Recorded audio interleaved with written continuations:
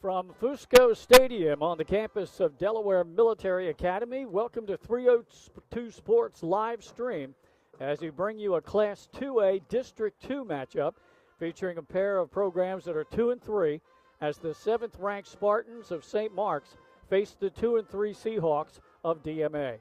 Good evening, I'm Glenn Fraser alongside Craig Leskowski with Jason Winchell producing, Mike Lang and Nick Halliday here on camera. DMA started the season 2-0. Then quarterback Isaiah Muhammad went down midway through game 2 with an injury. And last week they lost their feature running back, Dante Brooks, to a collarbone injury.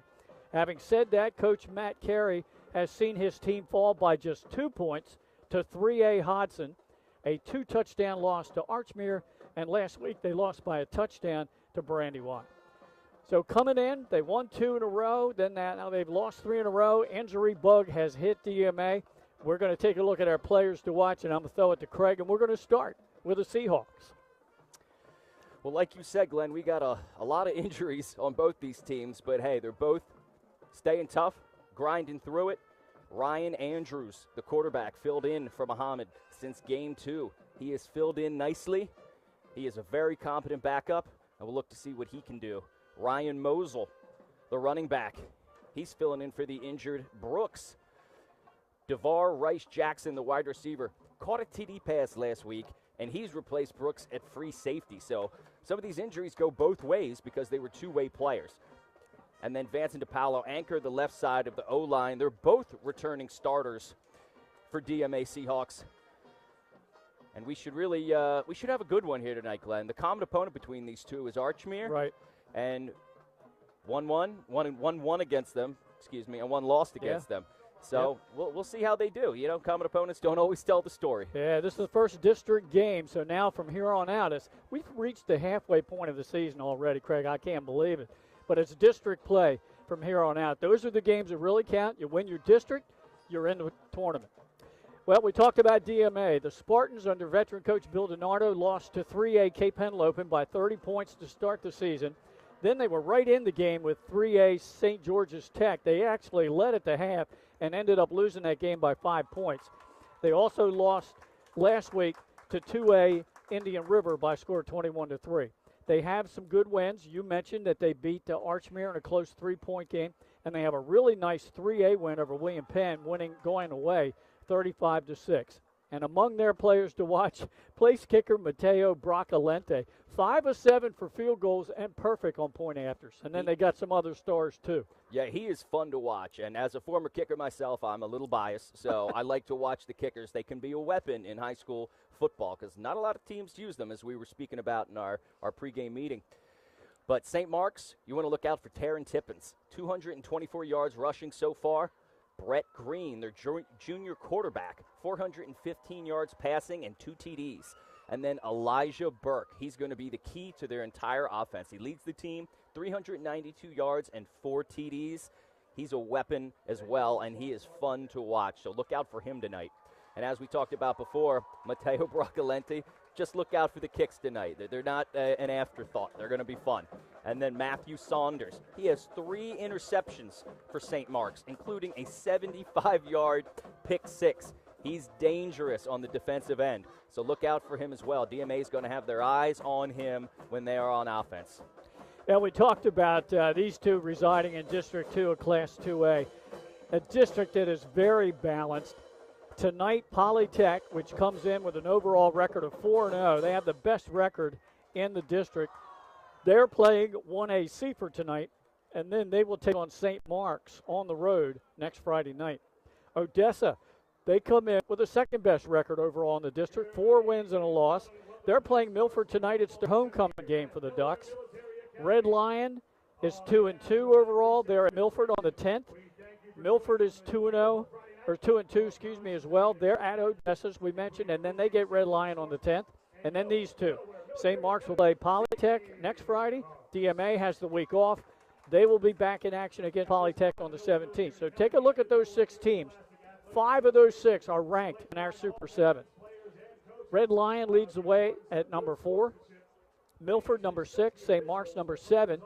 Odessa and DMA are receiving votes. They are just outside the top 7. The only team not getting any votes right now is the team with the best record in the district overall at 4-0, the Polytech Panthers. So that's great balance. This district is anybody's game. It's a lot of fun, and I'll tell you what, I got a little bit of soft spot for Odessa.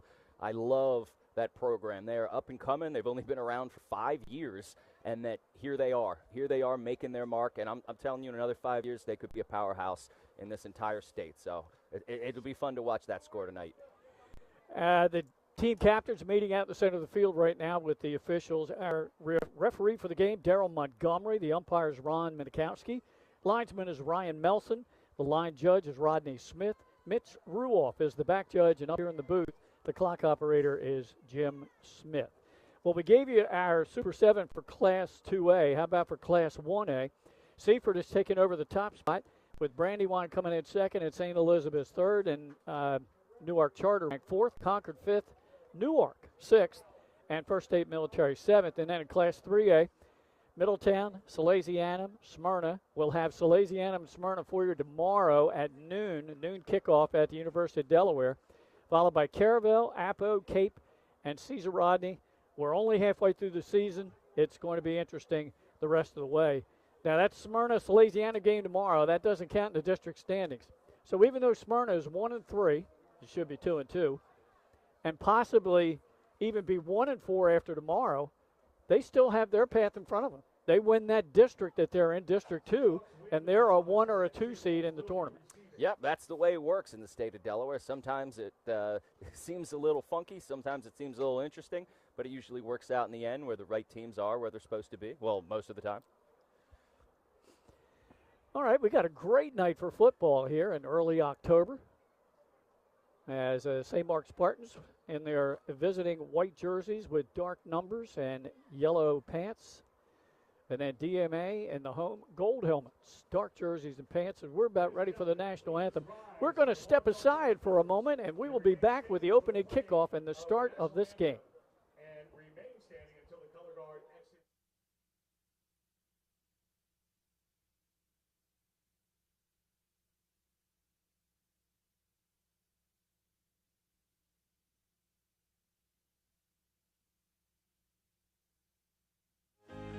Welcome to Premier Physical Therapy and Sports Performance. We're a locally owned outpatient physical therapy practice with convenient locations in all 3 counties in Delaware. At Premier, we have experienced physical therapists with advanced credentials, but their hospitality, passion, and enthusiasm is what makes the difference for you. Find our convenient locations at premierptsp.com. Welcome to Premier Physical Therapy and Sports Performance. We're a locally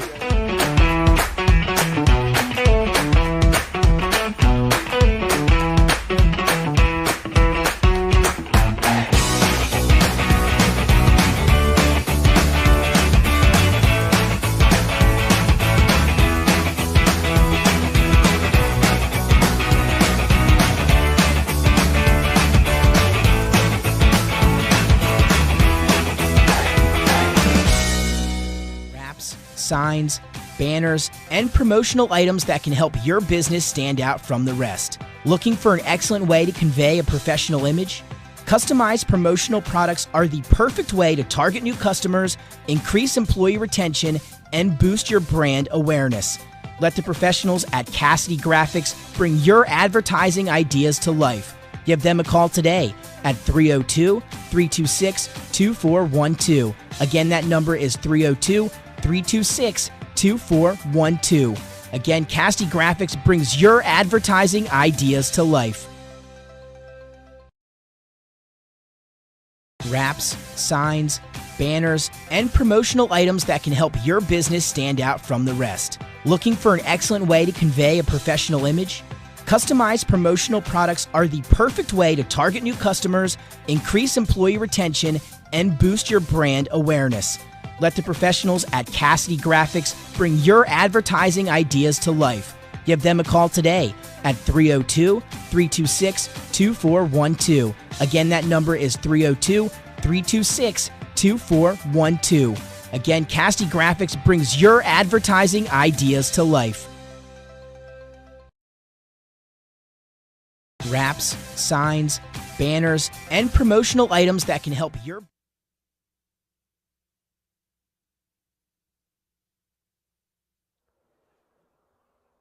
Thanks for joining us here on our new platform on 302 Sports. Glenn Fraser alongside Craig Liskowski. As not sure if we've ever worked as a broadcast team until this season. Of course, we did a game a couple of weeks ago, and got a lot of nice comments from my media colleagues around the state. Say, who was that guy doing the game today? He's pretty good. Well, I appreciate that. I do very much. I think we might have done a volleyball game, but never got to work football together, which is that's my sport. So yeah, I think most of the time that we've done other sports, it's been you on camera. Oh, that's true. Yeah, you might be right about that. You were with us at volleyball down in Smyrna for Smyrna Sallies, right? Correct. Yeah. Yep. All right, well, great night for football. St. Mark's is going to receive the opening kickoff. They'll move from your left to your right across your screen. DMA will be kicking off. Both teams 2 and 3. That's St. Mark's first year moving down to 2A from 3A. And they played a couple of 3A teams already. They have a win and 2 losses, but those are big-time bonus points playing up a class. Absolutely. Every point counts, just as we talked about. Records might not reflect the ending standings based on those points. But, hey, we always have exciting playoffs each year, so it seems to work. Yep. Kicking off for DMA. Should be number 10, Jason Paris, and it is. I've got him wrong on my sheet here. He's number 10, not 11. Yep.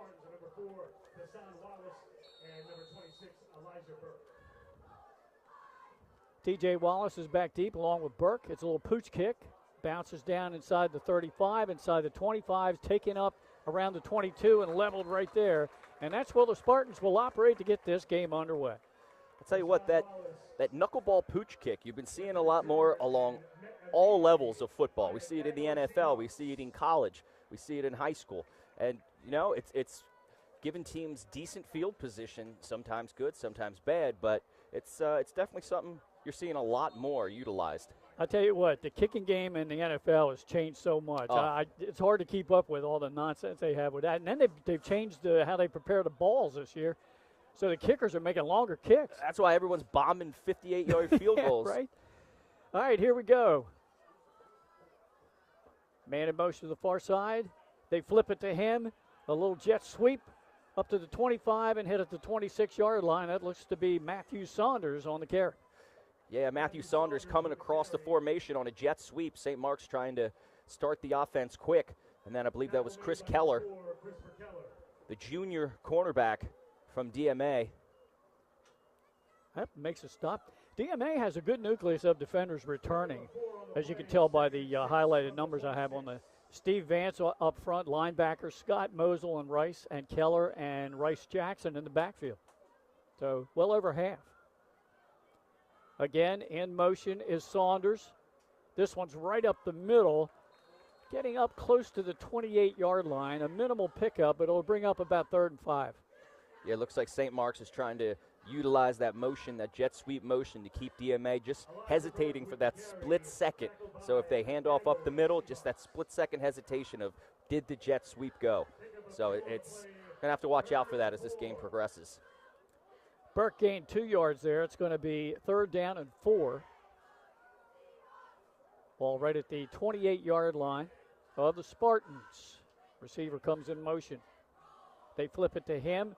Gets a block. Oh, good one-on-one stop. At least slowed him up. He crossed the 30 to the 31. And that looks to be Keller again, really active defensively on the stop. Yeah, another jet sweep motion on Saunders. They're going to be short of the line to gain. 1 yard. And they're going to punt. But I'll tell you what, that was great defense. Left to right, side to side, sideline to sideline by DMA. Great start for this defense. Yeah, it's real good pursuit by Keller. He had a real nice series there to start out the game. St. Mark's back to punt. That'll be Mateo Broccolente. He kicks and punts. He's going to boot this just outside the 20. We know he has a great kicking leg. He's averaging almost 39 yards a punt. There's a nice high punt. This will not be returned. It's going to bounce at 40 and looks to go out of bounds across from us around the 39-yard line of the Seahawks. So 3 and out for St. Mark's offense. Here comes the Seahawks. Head coach and athletic director Matt Carey. And again, the injury bug has hit them. Isaiah Muhammad has been in and out of the lineup the first 4 or 5 games. Ryan Andrews, the sophomore, has taken over. Had a TD pass last week against Brandywine. But it's going to be the running game that we're going to have to keep an eye on with Dante Brooks being out. Wide out split to both sides of the field. Now they have a wide out in motion. He gets the ball. They're going to bring a sweep. Up across the 40, tripped up out near the 43-yard line. And on carry, hey, Keller, both sides of the ball. He took the words out of my mouth. I was just about to say he's playing defense against the jet sweep, and now he takes a jet sweep on the first play from DMA. Gets himself about 4 yards. Bobby Groves takes him down. Hey, Bobby Groves, we got to mention about him. He's originally from Taunton, England, and his father, in the wee hours over there across the pond, viewing this live stream tonight. So, Dad, welcome into our live stream broadcast. Hope you'll enjoy this one. That is awesome. Keller in motion. Fake it to him. Up the middle play. Couple of yards, then stop and driven back. Identical play calling so far from the two. Yeah, it's very interesting. The first 2 plays for both teams were exactly the same, running that jet motion to give a little split-second delay confusion, and then either running it up the middle or handing off the jet motion. I guess these 2 teams are from the same offensive tree. That was Alex Mosel on the carry. He got 1 yard, so it's 3rd and 5 at the 43-yard line.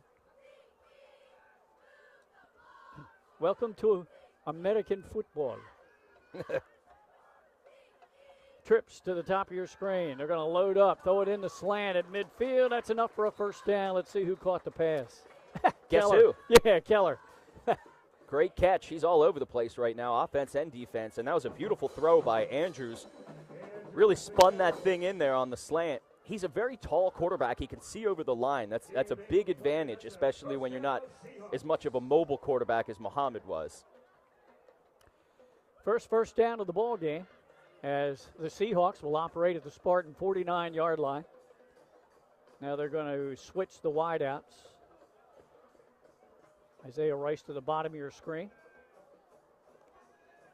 Motion back is Keller. Give up the middle. He breaks it to the left side, crashes inside the 45, down close to the 44-yard line. And that's Mosel again. Yeah, we're going to hear a lot of these names as a lot of these players go 2 ways, offense and defense. Alex Mosel's a name you're going to hear on both sides of the ball tonight. 5-yard pickup. Good play on first down. 2nd and 5 coming up here for DMA. DMA's offensive line. The center is Carter Marlowe. The guards are Remy Taylor and Dane DiPaolo. And the tackles are Stephen Vance and Clay Hoverson. 3 of those linemen are back from last year. Oh, that's picked off at the 40. Running down the sideline, going all the way is Matthew Saunders for his 2nd pick 6 of the year. Wow, what a play. Saunders almost baited him into that throw as the hitch route was just not there. And Matthew Saunders jumps that route from Andrews and in the end zone for the pick 6. Not the start that DMA wanted on offense. He's going to be upset with himself when he sees that replay. Yeah, Saunders really jumped the route. He timed it perfectly, and now you know why he comes into the game with, three INTs, and now 4 and 2 pick 6s. Well, between Saunders and Keller, it's their show right now. They've been in on every single play on both sides. Brings in Mateo Broccolente. He's been perfect on point after attempts this year.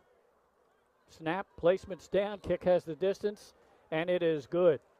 Early timeout on the field. We keep it right here as St. Mark strikes first, but they do it on defense, 7-0. They're going to have to go retrieve that ball from the next county after Broccolente kicked that extra point. Extra point is good, 7-0 Spartan. You know, I thought maybe one of the differences in this game might be the foot of Broccolente, but maybe more like a field goal difference. But he is just so spot on. That good special teams work by Coach Bill DiNardo and his assistant coaches with the long snapper, the holder, and, of course, Matteo Bracalente, as he's been perfect. As we're seeing, again, through all levels of football, special teams playing a much bigger role in a lot of the outcomes of these games throughout high school, college, and the NFL. All right, Bracalente to kick off now.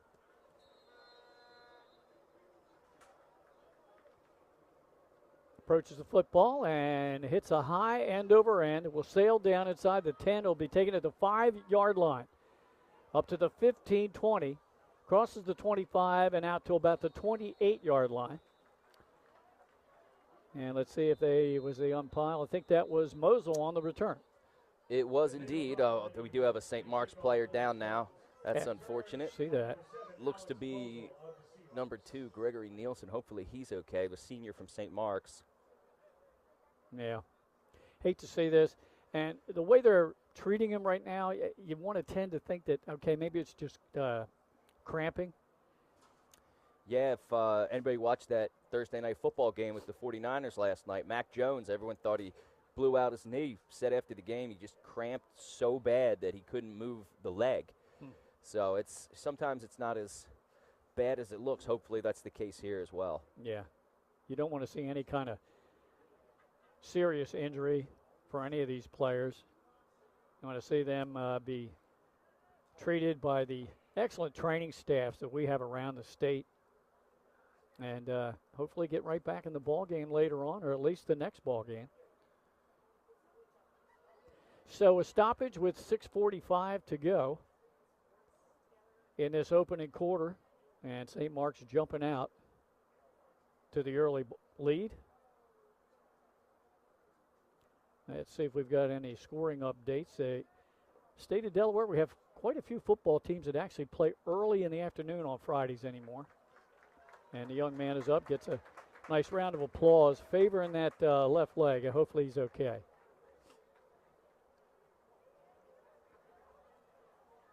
Yeah, not putting a lot of weight on that leg. He's being helped off by both trainers. Hopefully it's nothing serious. Yeah. Best wishes to the young man. As you said, that was Greg Nielsen, the senior. All right, we don't have any scores yet of any games. I know Mike Lang, our colleague working the camera, said he was over at Abyssinia and St. E's. Had an easy time of it with Dickinson. Don't have a final on that one. And here we go, first down.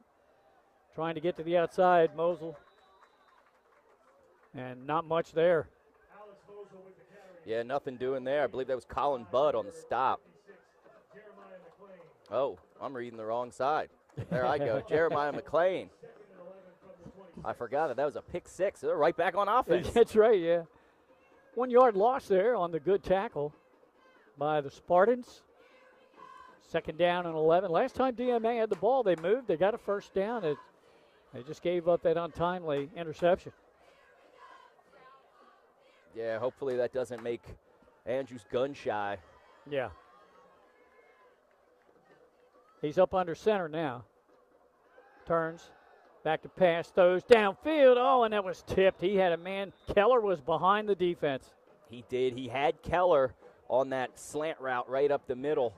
Oh, man. He's going to want that back. That post right up the middle. It might have been tipped. I think it might have been, yeah, by one of the short backs, D-backs. But so much for being gun shy. Comes right back out. Yeah, right. With a post over the middle, 20 yards. Incomplete will bring up third down and 11. Back at the 26 of DMA.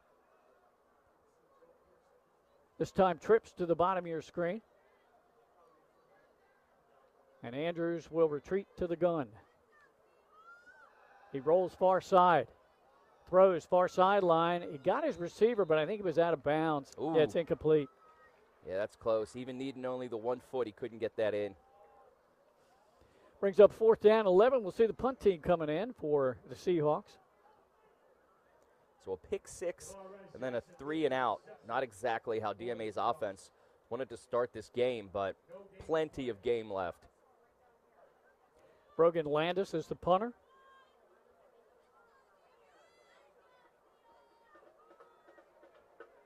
Back deep for St. Mark's, trying to pick up that number. There's the punt. That's a short one. It's going to take a little bit of a DMA bounce out across the 40, but the Spartans are going to have great field position at the 45-yard line of DMA. Yeah, he kind of put it off not even the side of his foot, almost like his shin, because it was about to be blocked. So he kind of backed it up a little bit. It was it's hard to explain unless you just saw that one there. But, yeah, that's why it only went about 10 yards, but then bounced another 10. So at least he got a little bit of a lucky bounce there. Brings out the Spartans offense, their offensive line. The center is James Johnson, a sophomore. The guards are another sophomore, Chris McKenna, and senior Nolan Flazinski. And then the tackles are Jeremiah McLean and Dewey Rudder. They are both seniors.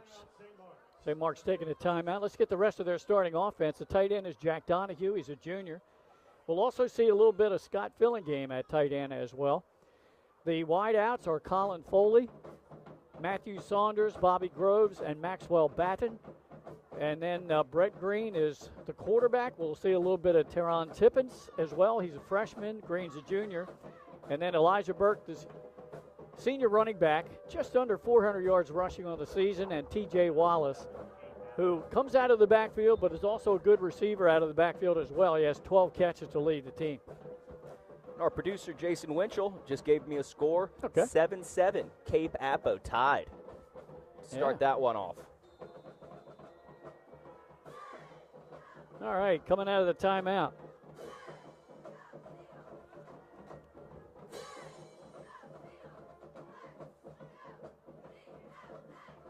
Get right up the middle. I think that was Burke. He got a good block at the point of contact. Burke looking good on that carry there, right up the middle. Running low behind his pads. Almost got the first down. Going to be about a yard short. Yeah, it looks like they're going to mark him a couple short there. We're going to give him 7 yards. Burke's second official carry of the game. The quarterback is Brett Green. He just ran off the sideline to get the play. Now he's back to pass. Loads up, throws downfield, and over the head of the intended receiver and incomplete. And guess who was down there in coverage? There's 3 guesses. The first 2 don't count. Number 4. You got it.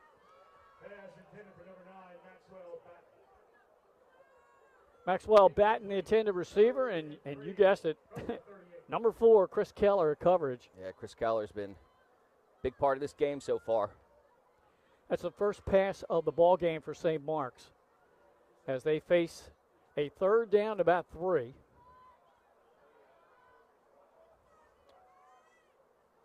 Green in the gun. Gives it to Burke. Oh, Burke hit right at the line of scrimmage and dropped for a loss. Steven Vance coming in, the defensive end for DMA. Great stop on Burke. He's a tough guy to bring down. I believe that's a no gain or even a loss of 1. That's a TFL, yeah. So it's 4th down and 4.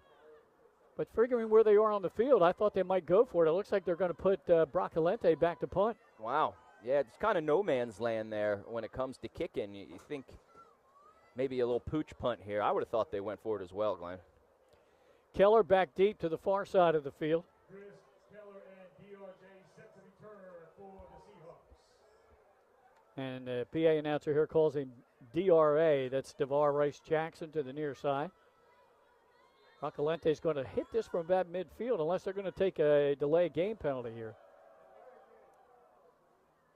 Yep, dead ball. It is delay game.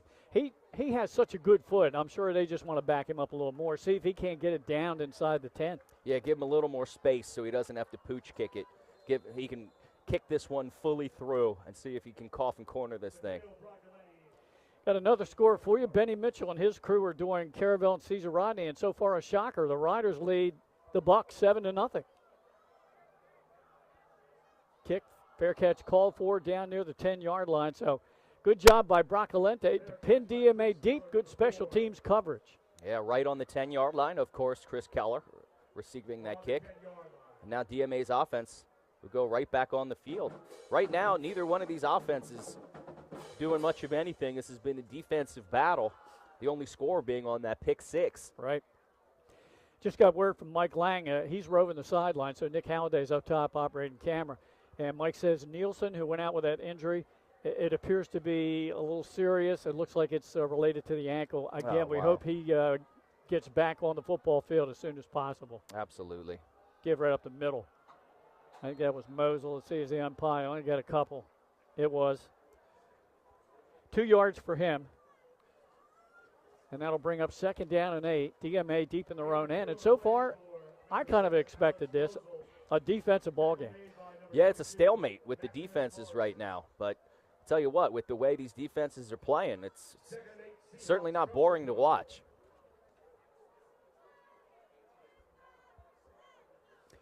All right, Seahawks up to the ball.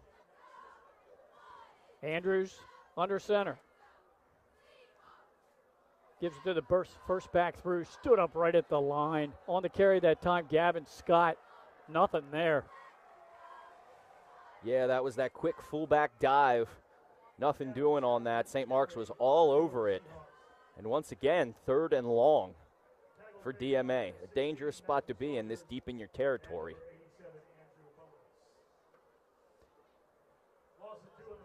Two-yard loss there. It's going to go back to 3rd and 10. Right back at the DMA 10-yard line. TFL that time for St. Mark's defense.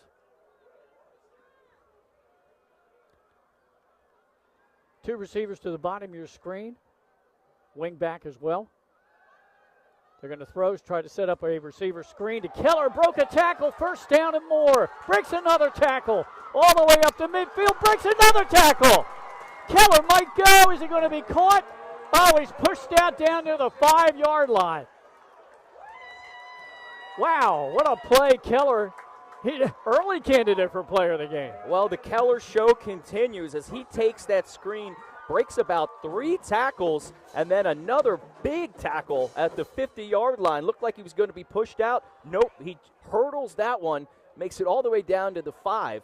That's a shame he couldn't take it in because he did all the legwork. He deserves that touchdown. 84 yards on the pass play, going from the 10 of DMA all the way down to the, and then now we're going to back it up to the 7 of St. Mark's. So it'll go for 83 yards. Yeah, T.J. Wallace brought him down. I tell you what, Wallace was boogieing down the sideline to catch him. Yeah, T.J. has saved a touchdown for the moment. Let's see how big that turns out to be. Yeah, depending on how this goes, that could be a big play by Wallace. Great job by Keller after the catch. He broke 3 tackles. Yeah, I mean, the receivers were bracketed there, and yet he got past both defensive backs and the safety. Andrews in the gun. Hands off to Mosel, trying to get the edge. He jumps near the 5, and that's it. It'll be thrown back. Looked like the first one to get there is Jeremiah Mitchell, who has 26 tackles coming into the game. Yeah, Mitchell and Foley combined for that tackle, and nothing doing there. Mosel got 2 yards to the 5, 2nd and goal from there. And it's been tough going so far for DMA to run the football in St. Mark's. You got to think if they're going to score here, it's going to be on a pass. Yeah, the 2 best plays that they've had were the jet sweep going side to side and then the wide receiver screen, using the space of the field to stretch St. Mark's because they're a power defense. Yeah. So you want to beat them with your speed. All right, let's see what happens here. Looks like they're going with double tights and a power package here. Wildcat. Quarterback takes it himself, Andrews. He's going to be hit just inside the 5. He might have got to the 4, possibly the 3. That was actually Mosel on a direct snap. That was Mosel. Yeah, Wildcat, you're right. Yeah, Wildcat Mosel on the direct snap. He got 1 yard to the 4. But again, nothing up that middle there. There's no space for them to work. Now 3rd and goal. Andrews checks back into the lineup. Let's see what Coach Carey and his staff have dialed up here. 2 wide out split to the top of your screen. That's Isaiah Rice and Chris Keller. Keller is the inside receiver. Rice Jackson single coverage. And they're gone that way. Jump ball, and he got it. High points it, and making the catch is Rice Jackson. Yeah, they showed the single coverage, brought the other receiver in motion so he had more space. He runs the quick slant, high points it. Beautiful play call, beautiful play design. and Rice Jackson with the touchdown, possibly even this thing up after the extra point.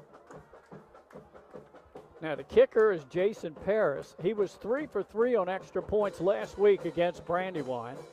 And as you mentioned, this to tie it. Comes with just 34 seconds to go. Kick is up, and the kick is good, and we're tied at 7. We'll keep it right here, Craig, because only 34 seconds to go in this first quarter. DMA backed up on the 10-yard line, 3rd and 10.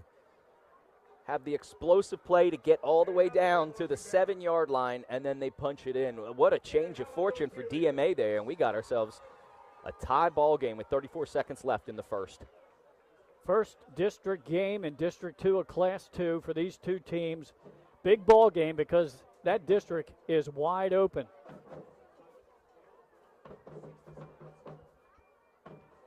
This ball game being played practically a Bracalente kick away from good friend Marty Sheehan, who I got to visit with tonight before coming over here to DMA. He, of course, a member of the dynamic duo that does the Delaware High School football pod every Sunday along with John Busby. Those guys do a fantastic job, and it was great getting to talk with him and his mom and having a little visit. All right, Paris ready to kick it off. Short kick. One of the up backs at the 21-yard line, 30, and drags a defender across the 35 out close to the 38. Spartans get back with the ball. They've had a little trouble moving offensively against DMA. Yeah, as we talked about, this has been a defensive battle other than that one big explosive play on the screen pass to Keller. But St. Mark's hasn't really had anything going. If I'm not mistaken, I don't even believe they have a first down yet in the first quarter. No, they've been 2 3-and-outs. Yeah, so the pick six, the only score for them, and see if we can get this offense going for St. Mark's here. All right. I guess it's just under 30 seconds to go here in the opening quarter. TJ Wallace will split at the top of your screen. 2 receivers to the bottom.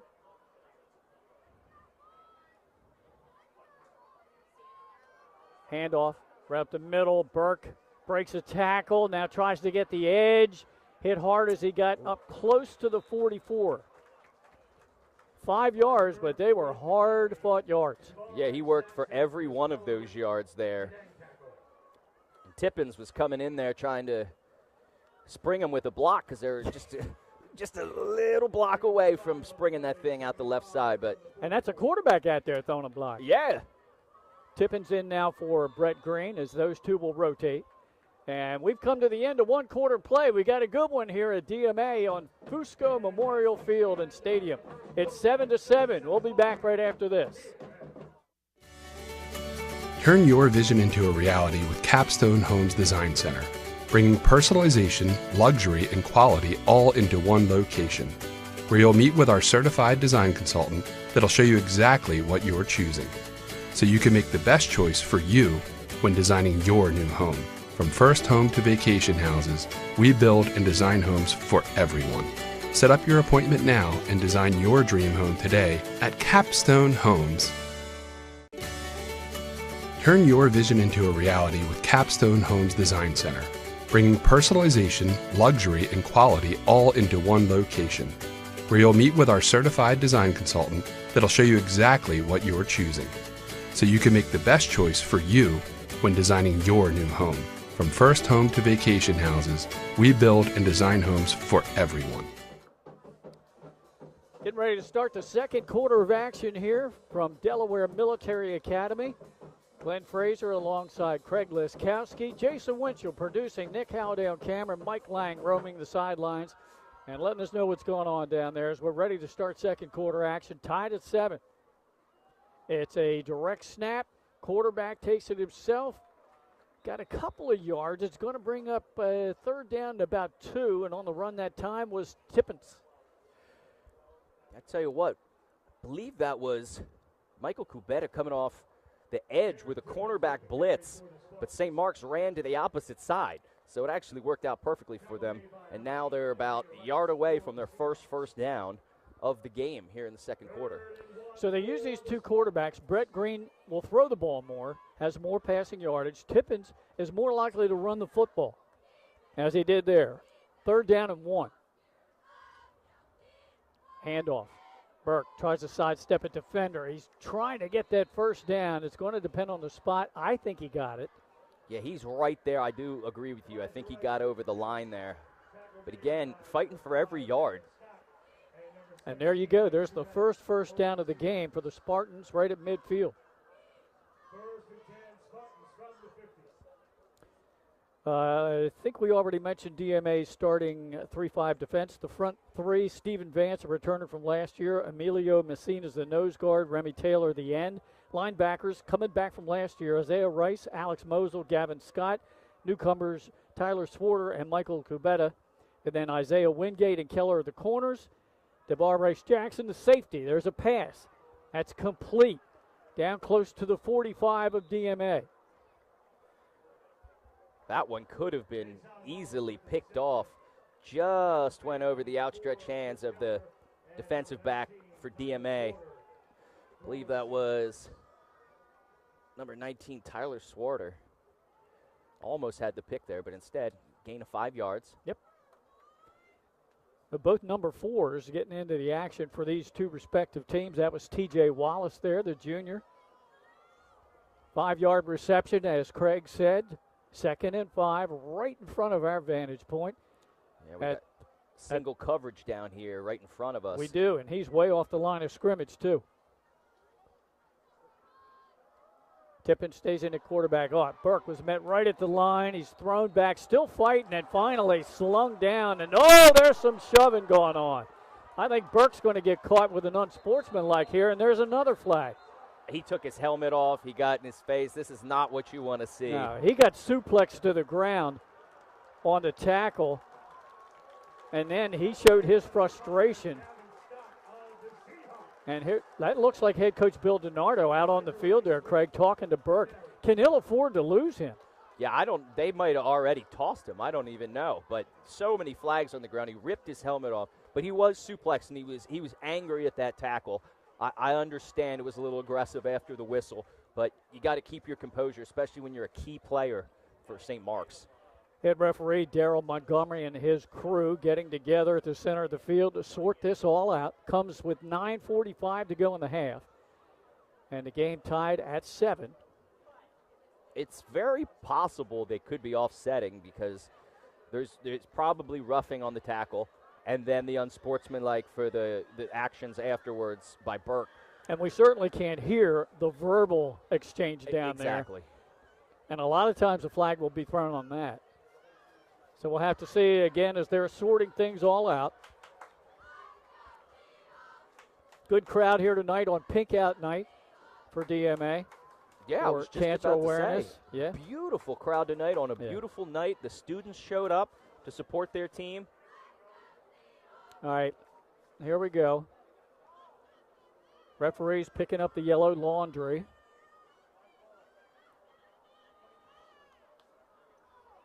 And at some stadiums, you have the advantage of you have the referees are mic'd up. We don't have that here. But here's our head referee, Montgomery. Dead ball. Personal foul. Ooh. On the on tackle. DMA. And dead ball. Personal foul on Burke. Offsetting. So a 2-yard loss, I think 2 or 3 yard loss on the TFL.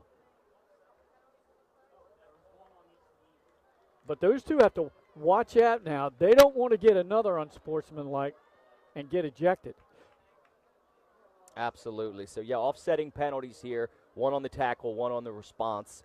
And hopefully everyone can regain their composure and that doesn't, leak into the rest of the game here.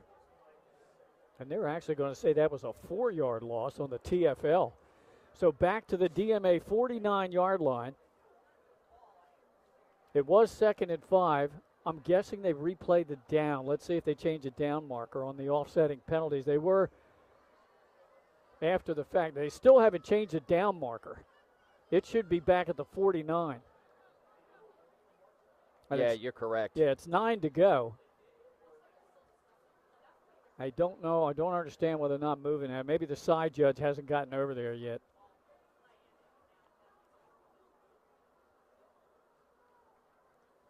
I think that's the case, but he hasn't turned. Now he turns around. Move back over here, please, sir. And flip it to third, please. He did. There so, we go. So 3rd and 9 back at the DMA 49. 2 receivers to the top of your screen, a wing back as well. Fake the handoff up the middle. Tippins throws the long ball. Has a man wide open, makes the catch at the 20. Oh, and he dropped it. Oh, my. I think he had 2 receivers open on that. He did. He could have taken his pick. Saunders he could have walked backwards into the end zone. Oh, the junior wide receiver, Matt Saunders, he started celebrating before he even caught the ball. It happens, but yeah. Man, that's a bummer for St. Mark's. That was a touchdown all day. You see it in the pros, too. We saw it in the NFL last week where a receiver was running in for a touchdown. That was a big play in the game, and then he lost control of the ball before he scored. Yep. All right, punt formation for Mateo Bracalente. Good punt. Plenty of distance. Wow. And that is going to be, did it go out of bounds or in the end zone? That went out, I believe, at the 1-yard line. It did. There's a spot. What a weapon Bracalente is. Man, I tell you what, we were talking about it in the pregame meeting. A kicker can be a weapon, and when you coffin corner somebody at the 1-yard line, wow. I'm glad we did this game, if for no other reason than I wanted to see him in action before he graduates. Absolutely. DMA pinned deep at their 1-yard line. Ryan Andrews, the QB. Let's see if he gets up under center. I can't imagine he'd go back in the gun here. Yeah, tight formation, 1 wide out, split to the bottom. Now you got to get a good push up front. He got a little bit of a push. He's still fighting, so maybe from the 1 out to the 3. Just trying to give himself a little bit of space to work with, or DMA's trying to give themselves a little bit of space to work with. That was Gavin Scott on the carry. But if you're St. Mark's here and you hold them to a 3 and out, you're going to get the ball back probably the 35, 40-yard line. Right. Already going in. So this is, again, that's all because of Bracalente's there. So it's quite a weapon to have. Clock running, down to 8:40 to go in this opening half. They go with the same tight power formation. 2nd and 8 from the 3. Hand off to the second back, trying to get the edge. That's Mosel. He got up to the 5. Mosel out to the 5. They got a little more room to work with on 3rd down here, but still very dangerous territory. Yeah, if you're going to pass here, you better be making sure, right? Absolutely. Make sure nobody's going to jump the route on you. Yeah, you probably want something short, quick. Maybe one of those sweeps. That would probably actually be the right call right here. Working in space is the only way that they've gotten any yardage against St. Mark's at all. And the 2 wideouts that they have on these sweeps, Keller and DeVar Rice-Jackson, are extremely dangerous. Now we've got timeout. DMA wants to talk this over with 7:57 to go in the half. We're going to keep it right here. This is an interesting call here. Mm-hmm. You could go a lot of ways. I mean, you could even take a shot here because it works like a punt. If you want to take a deep shot here and it gets intercepted, so what? Because your punt's probably going to end up in the same spot anyway. See if I can get any score updates. End of 1 quarter. It's Howard 28-0 over Brandywine. Not a surprise. Sussex Central just. Wait a minute. I don't know what that's all about. That's not a score. 7-0 Milltown. Early lead over Sussex Central. Seaford and Polytech scoreless at the end of 1. Apo leads Cape 14-7. Desai Drummond with 2 touchdown passes in that one. That's what's going on around the state. Now back to our action. Coming out of the timeout for DMA. 3rd down and 5. From the 5. Keller in motion. Andrews straight back. Throws. Middle of the field. Oh, it just threw it behind his receiver. Incomplete. Had him wide open in the zone. That was Isaiah Rice. Yeah, he had Rice wide open in the middle there. I don't know if he thought he was going to stop and he kept going. There was a miscommunication there because that was your first down right there, and it was a great play call. It's a shame they couldn't connect. So now, dangerous play. They're going to have to punt from their own end zone.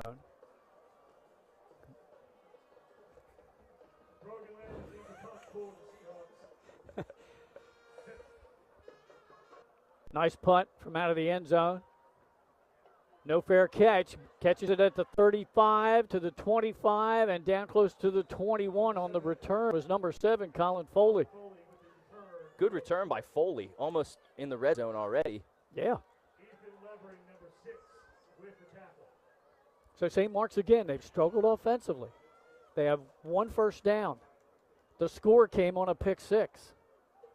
So they're already in Broccolente field goal range. Oh, absolutely. They're definitely in his field goal range, and this is their best shot to put offensive points on the board so far in this game with 7 minutes remaining in the second quarter. From the 22 of DMA. Wide out. Split to the bottom of your screen. That's Batten. Tippin stays in at quarterback, hands off. Burke's right back in the game, and he breaks a couple of tackles. He got on inside the 20. They're going to spot him the 18. Again, hard yards by Burke. He's back in the game. Looks like they took him out, let him calm down a little bit. I'll tell you what, I bet you he's going to be running hard for the rest of this game. Just got to keep those emotions in check. Absolutely. You got to channel them into the game. From the 18 of the Seahawks, second down and 6. Batten again, split to the bottom of your screen. Receiver to the top. Tippin stays in at QB. Takes a snap. He's going to run it himself. Gets a block. Turns the edge at the 15. Stiff arms a defender. Gets down close to the 14-yard line. Isaiah Wingate with a great tackle in open space there. Went for that inside hip. That's the way you take somebody down, trying to turn the corner rather than going for the shoulder pads, because that was a touchdown-saving tackle right there. He had space if he got past him. It brings up third down and short, third and about a yard. Ball right at the 14-yard line of the Seahawks, actually the 13-yard line. I think it's even less than a yard. They don't even have to quite get to the 12 to move the chains. Yeah, I think you're right. Full house backfield. Tippins hands it off. Burke right up the middle. Has the first down near the 10-yard line before he's thrown back. St. Mark's just going with power football right now. Yeah, they've been running that pistol and that full house backfield. Get those extra blockers in there. First and goal, ball right at the 10. Clock running inside of 6 minutes to go in the half. And they're going to go with a tight run-oriented offense here. Double tight ends. Burke behind quarterback Tippins. He gets the ball, tripped up in the backfield. Nice defensive play by Gavin Scott. Gavin Scott flew in there to make that stop. Otherwise, he might have been down to the 2 or 3 yard line. Scott, the senior middle linebacker, returning starter from last year. Looks like they gave Burke credit for half the length of a football there. So it does not go in the books as a TFL. Yeah, it was great vision by Gavin Scott on that play. Yeah, he really shot a gap. Second and goal. Tippins rolls, looks to pass, has a man open in the flat, just over Burke's head and incomplete.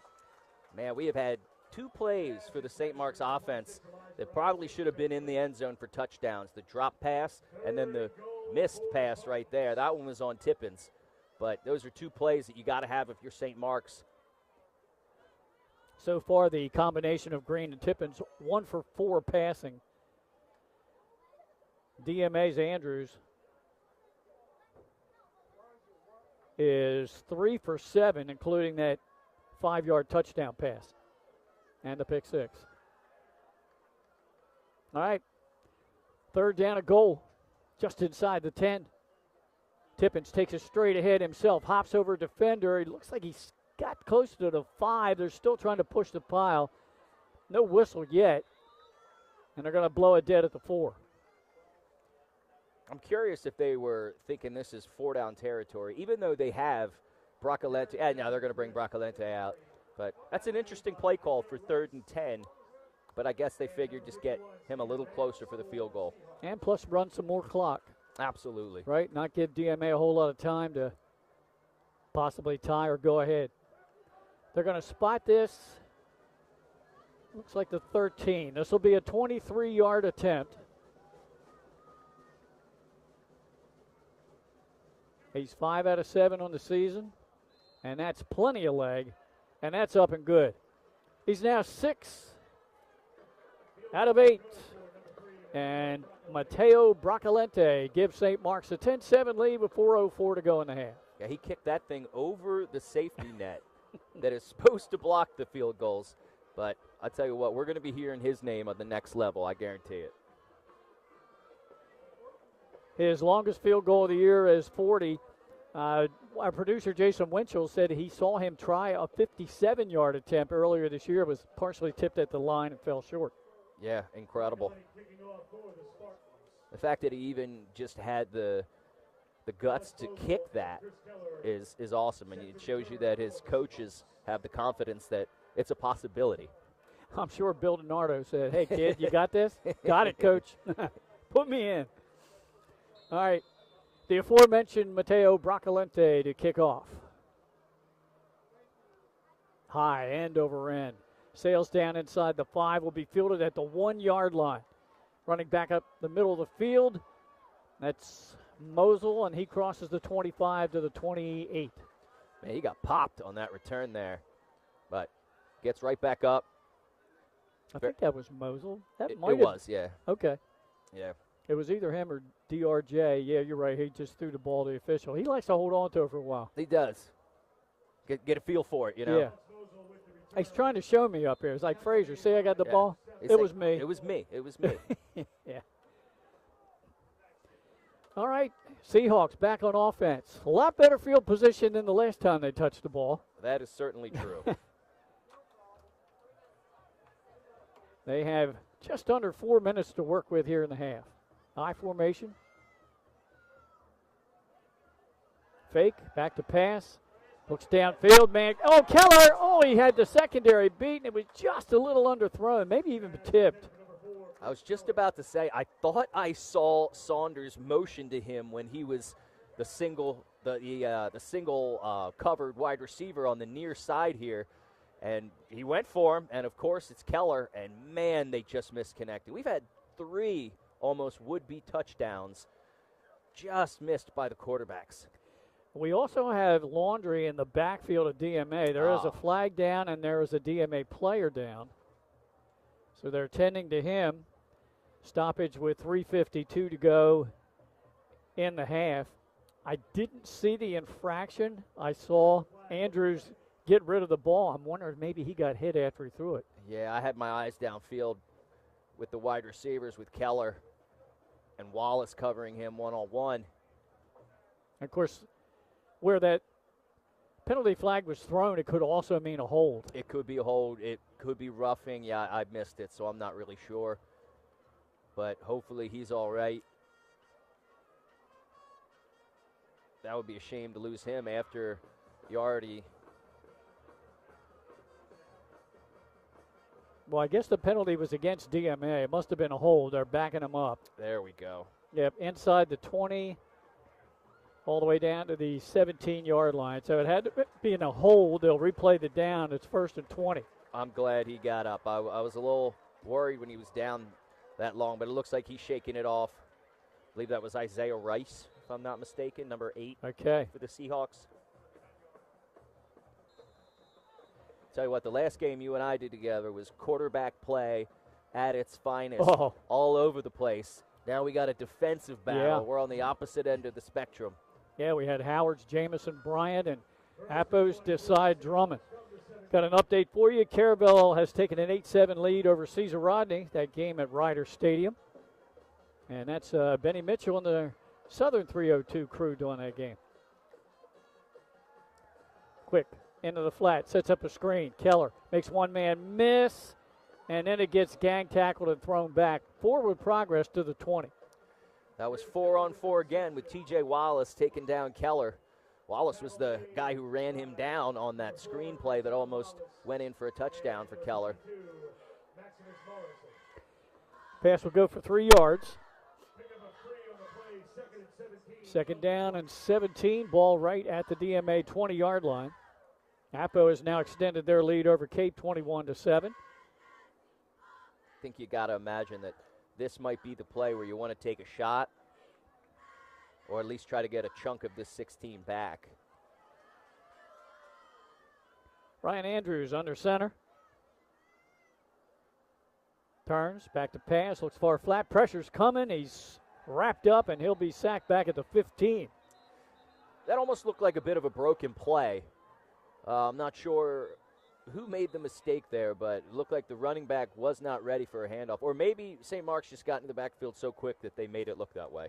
But either way, that was nothing doing right off the bat.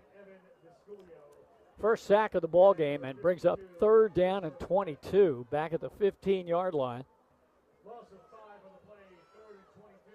Got a 1-possession lead here. Spartans up 10-7. I think if you're DMA here, you want to play a little conservative. You're only down by 3. You might not want, if you're going to do anything, like I said when they were pinned deep before, maybe throw something deep so it works like a punt anyway. Yeah. But I don't think you want to try anything cute here. They have had some wideouts get open in the middle of the field, just sitting right down in that zone. And if you get somebody like Keller to catch and have a little space, well, we've already seen what he can do in the open field. They need to get out to their own 37-yard line for the first down.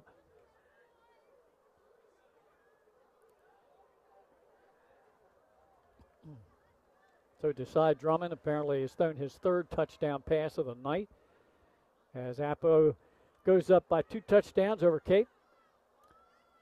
Here we go, 3rd and long. Andrews in the gun. Pump fake. Now he's going to throw it out to the wideout at the 10. Breaks a tackle up to the 25. It's Isaiah Rice on the catch.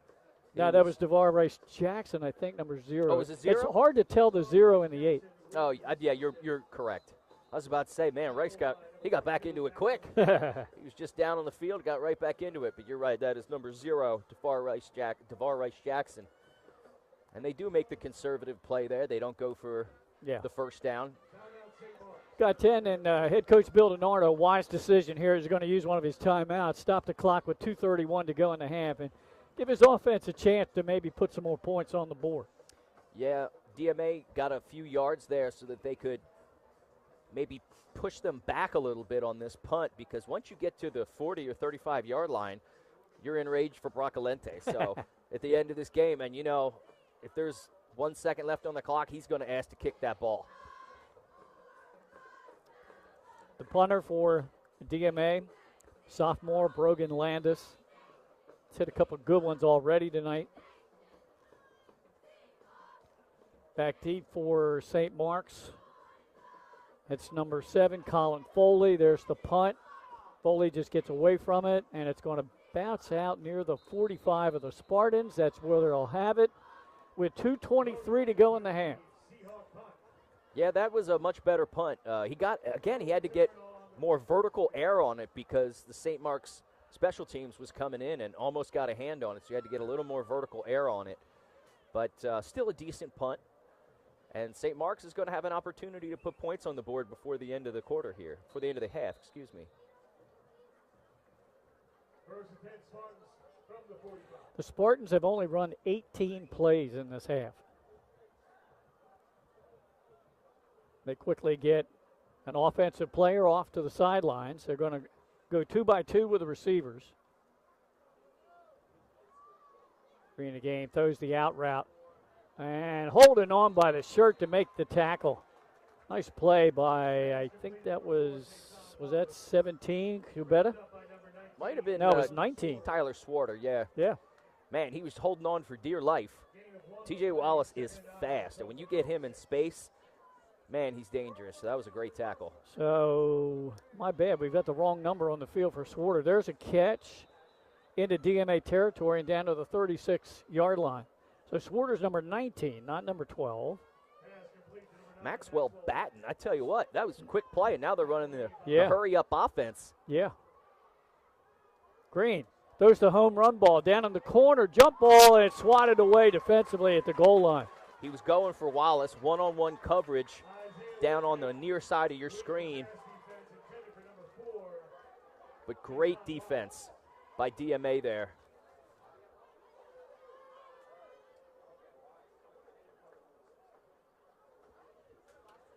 Stops the clock with 1:42 to go in the half. 2nd and 10, throwing the near flat, completed. Getting some pretty good yardage. I think that was Batten. No, that's number 8 that time. Bobby Groves. Yep, there's Bobby Groves. Our friend from across the pond. Yeah. He picked up about 4 yards.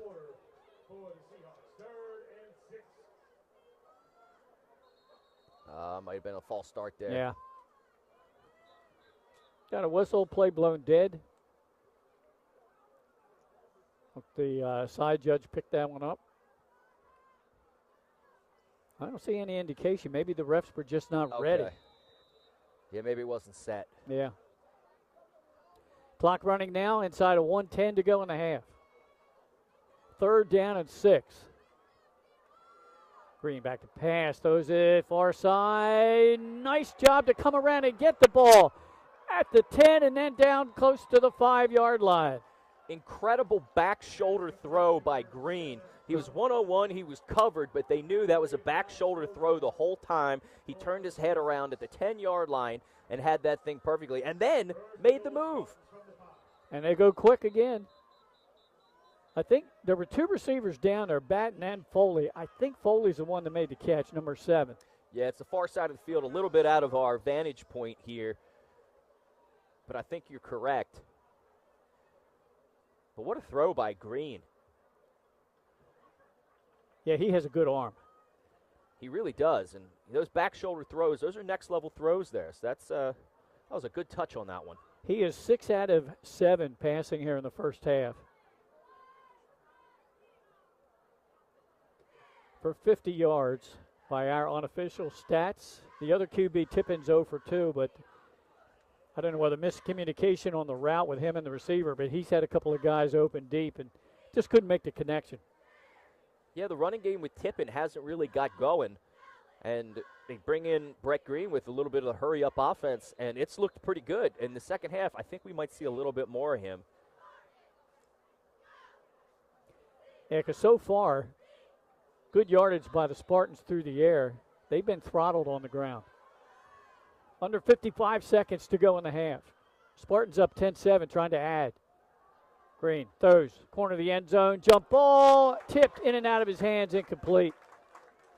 He almost had that TJ Wallace. He's looking for the flag because it did look like the cornerback got his legs a little bit early as he was trying to jump up and high point that one. But the ref does not throw the laundry this time. Isaiah Wingate, the freshman corner, with good coverage there. Broke that one up. 2nd and goal from the 5. Wallace single covered at the bottom again. They're going to hand off to Burke. Up the middle. He Blow just dead. walked into the end zone, but we got a pre-snap penalty. Once again, I don't see a flag. It's No. interesting. They're blowing these plays dead. I'm not sure if they're not set or... Wow. Yeah, no penalty. This is, yeah. You might have to get clarification on what exactly these 2 stoppages were for. Yeah, it had to be. The officials weren't ready. St. Mark's just going a little bit too hurry up. Receivers are 2 by 2. 2nd and goal from the 5. 50 seconds to go in the half. Burke behind Green. Fakes the handoff to Burke, and that ball was tipped just inside the goal line. Did he come up with the INT? No, I think he tipped and dropped it. No, I don't know. I thought he just said touchback. I think he did say touchback. There were so many bodies there. DeVar Rice Jackson, the Wow. senior free safety, makes the one-handed interception in the end zone. What a big play. Unbelievable. It was batted at the line, and then there were so many bodies there. I thought it hit the ground. I did too. But, man, he comes up with the interception, and that is huge. Huge for DMA. As St. Mark's was about to go in for 7, definitely 3 points at least. Exactly. And instead, DMA has the ball. Might just kneel on this or do a few running plays to get out of this half, but, man, they're escaping with that one. Darn if they aren't. Yeah, we're going to take knees. Gets the clock running. I'm not sure either coach is going to be bothered taking a timeout here, so we'll probably have to take one more snap. And then we'll go to the locker room at halftime, and we got a tight one here, 10-7 in favor of St. Mark's, and they could have been ahead by quite a few more points. Okay, it is all about the defense right now. All right, there's another kneel. That's going to bring us to the end of the first half, Craig. So a really entertaining battle here in the first half. Good defense. We've seen some big plays. Absolutely. One interception from each team. One of them was a pick six that scored a touchdown. The other one was a touchdown saving pick. So 7 points on the board, 7 points off the board either way. So those two even themselves out, but we got ourselves a defensive battle, and this one's been fun to watch. I'm looking forward to the second half. All right, we are going to throw things back and hear from some of our valued sponsors. We'll be back about midway through the halftime period with unofficial stats, our scoring plays, and scores from around the state. We'll do all that as our producer, Jason Winchell, takes us to the break. Turn your vision into a reality with Capstone Homes Design Center, bringing personalization, luxury, and quality all into one location, where you'll meet with our certified design consultant that'll show you exactly what you're choosing, so you can make the best choice for you when designing your new home. From first home to vacation houses, we build and design homes for everyone. Set up your appointment now and design your dream home today at Capstone Homes. First State Orthopedics has 46 physicians and 22 physician's assistants at 16 locations across the state of Delaware. We provide both surgical and non-surgical treatment for a variety of orthopedic conditions, are specially trained in current state-of-the-art techniques. We serve as team physicians for over 20 high schools, Wilmington University, and many local recreational and competitive leagues. Our doctors are readily available to all local emergency departments, medical aid units, and urgent care centers for consultation and treatment. Give us a call today at 302-731-2888 or visit us online at firststateortho.com.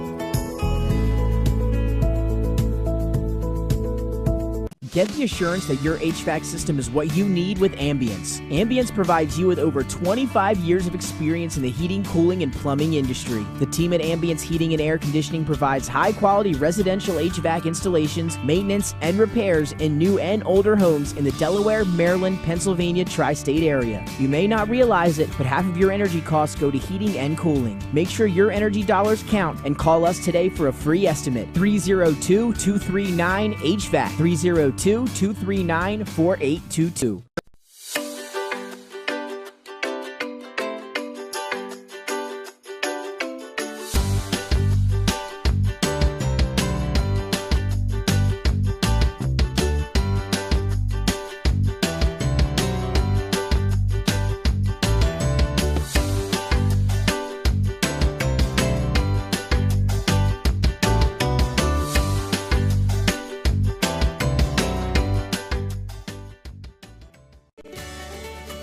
Turn your vision into a reality with Capstone Homes Design Center, bringing personalization, luxury, and quality all into one location, where you'll meet with our certified design consultant that'll show you exactly what you're choosing, so you can make the best choice for you when designing your new home.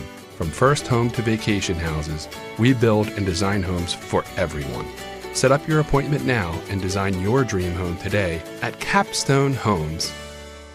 Wraps, signs, banners, and promotional items that can help your business stand out from the rest. Looking for an excellent way to convey a professional image?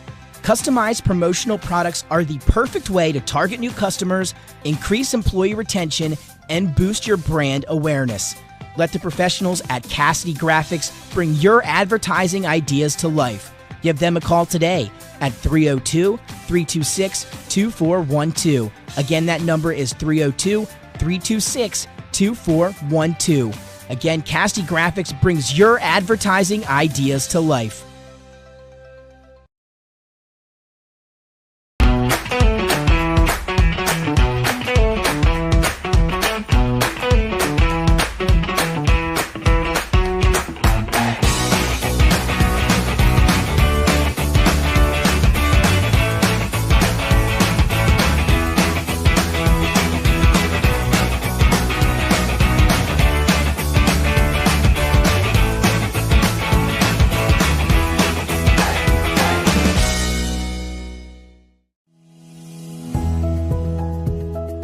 First State Orthopedics has 46 physicians and 22 physician's assistants at 16 locations across the state of Delaware.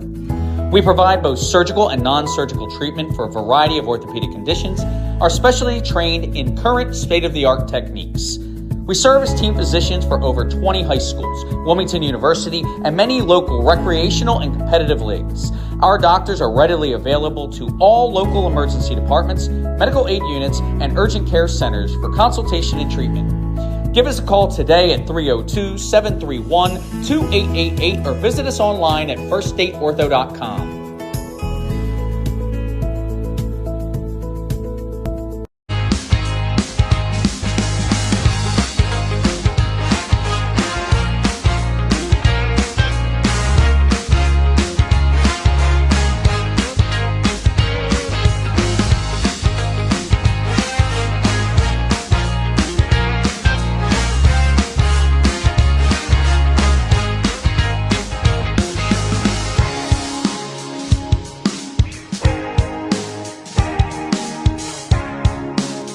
Matt's Fish Camp has 3 locations, all conveniently located on Route 1 in Lewis, Bethany Beach, and Fenwick Island. Matt serves fresh seafood, coastal classics, and Sussex County comfort food. With an array of camp cocktails, craft ales, and a carefully selected wine list, there's something for everyone on the menu. Matt's is the place you can bring your family for dinner, grab lunch during the week, or hang with friends at happy hour. Each location offers unique outdoor dining and a raw bar featuring fresh, local oysters. Open daily for lunch and dinner. Stop into Matt's Fish Camp in Lewis, Bethany, or Fenwick. Paint Doctor, making house calls for your sick walls. Richard C. Edwards Jr., the owner of Paint Doctor, started it all in 2002. Paint Doctor prides itself on its personal yet professional approach to working with customers and holds itself to the highest standards with all projects. The Paint Doctor staff follows one main objective when performing our services. Customers and their homes are treated with the utmost respect. Our workmanship and quality of personnel is demanded at every step of the project. We treat your home as we would expect someone to treat ours. Preparation before painting is paramount. Just open the door and we will handle the rest. Paint Doctor also believes in a strong community involvement as well by supporting several local sporting teams, leagues, and schools. Paint Doctor services include interior and exterior painting as well as carpentry.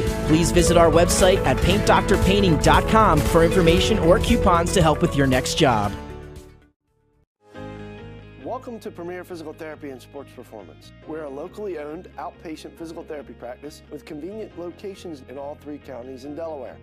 At Premier, we have experienced physical therapists with advanced credentials, but their hospitality, passion, and enthusiasm is what makes the difference for you. Find our convenient locations at premierptsp.com.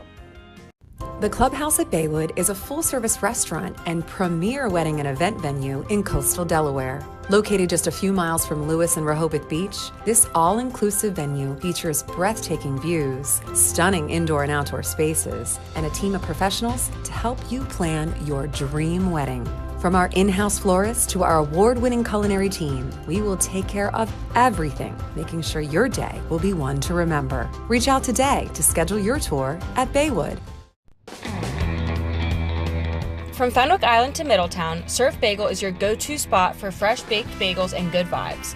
We're open daily from 6:30 a.m. to 2 p.m., serving up breakfast and lunch favorites like our specialty wraps, made-to-order salads, tasty smoothies, and locally roasted coffee. Be sure to check out our iconic merch, the perfect way to wear the beach life wherever you go.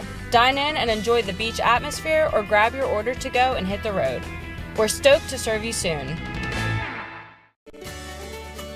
Turn your vision into a reality with Capstone Homes Design Center, bringing personalization, luxury, and quality all into one location. where you'll meet with our certified design consultant that'll show you exactly what you're choosing, so you can make the best choice for you when designing your new home. From first home to vacation houses, we build and design homes for everyone. Set up your appointment now and design your dream home today at Capstone Homes. First State Orthopedics has 46 physicians and 22 physician's assistants at 16 locations across the state of Delaware. We provide both surgical and non-surgical treatment for a variety of orthopedic conditions, are specially trained in current state-of-the-art techniques. We serve as team physicians for over 20 high schools, Wilmington University, and many local recreational and competitive leagues. Our doctors are readily available to all local emergency departments, medical aid units, and urgent care centers for consultation and treatment.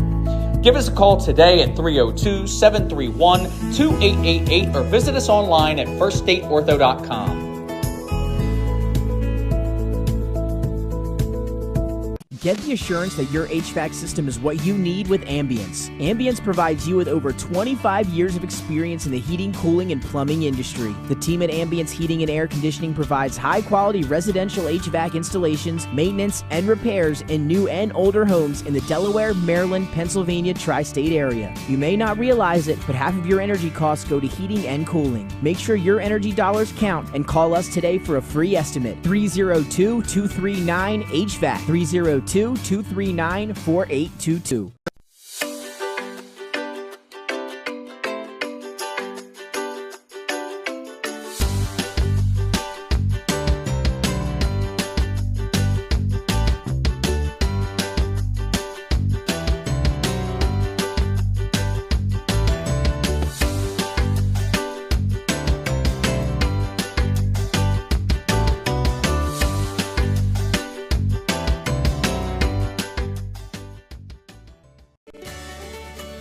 Turn your vision into a reality with Capstone Homes Design Center, bringing personalization, luxury, and quality all into one location, where you'll meet with our certified design consultant that'll show you exactly what you're choosing, so you can make the best choice for you when designing your new home.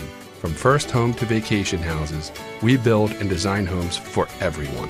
Set up your appointment now and design your dream home today at Capstone Homes.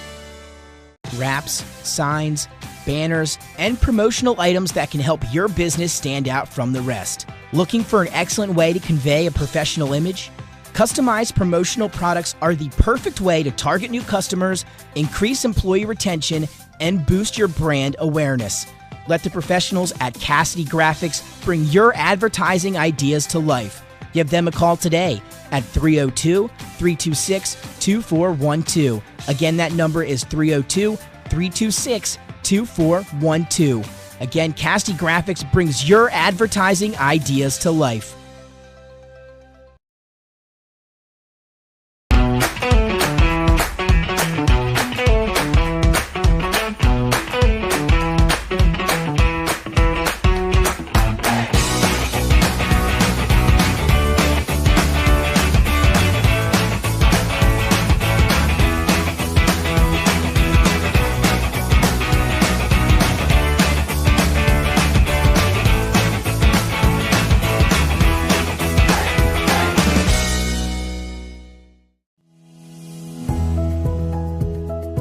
First State Orthopedics has 46 physicians and 22 physician's assistants at 16 locations across the state of Delaware. We provide both surgical and non-surgical treatment for a variety of orthopedic conditions, are specially trained in current state-of-the-art techniques.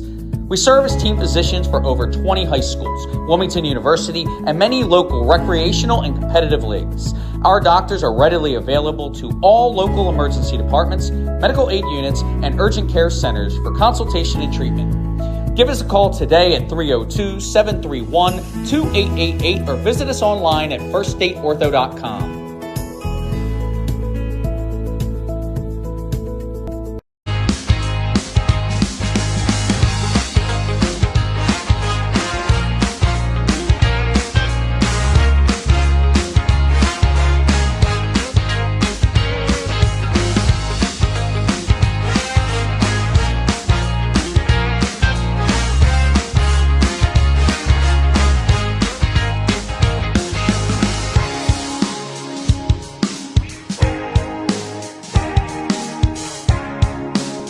Matt's Fish Camp has 3 locations, all conveniently located on Route 1 in Lewis, Bethany.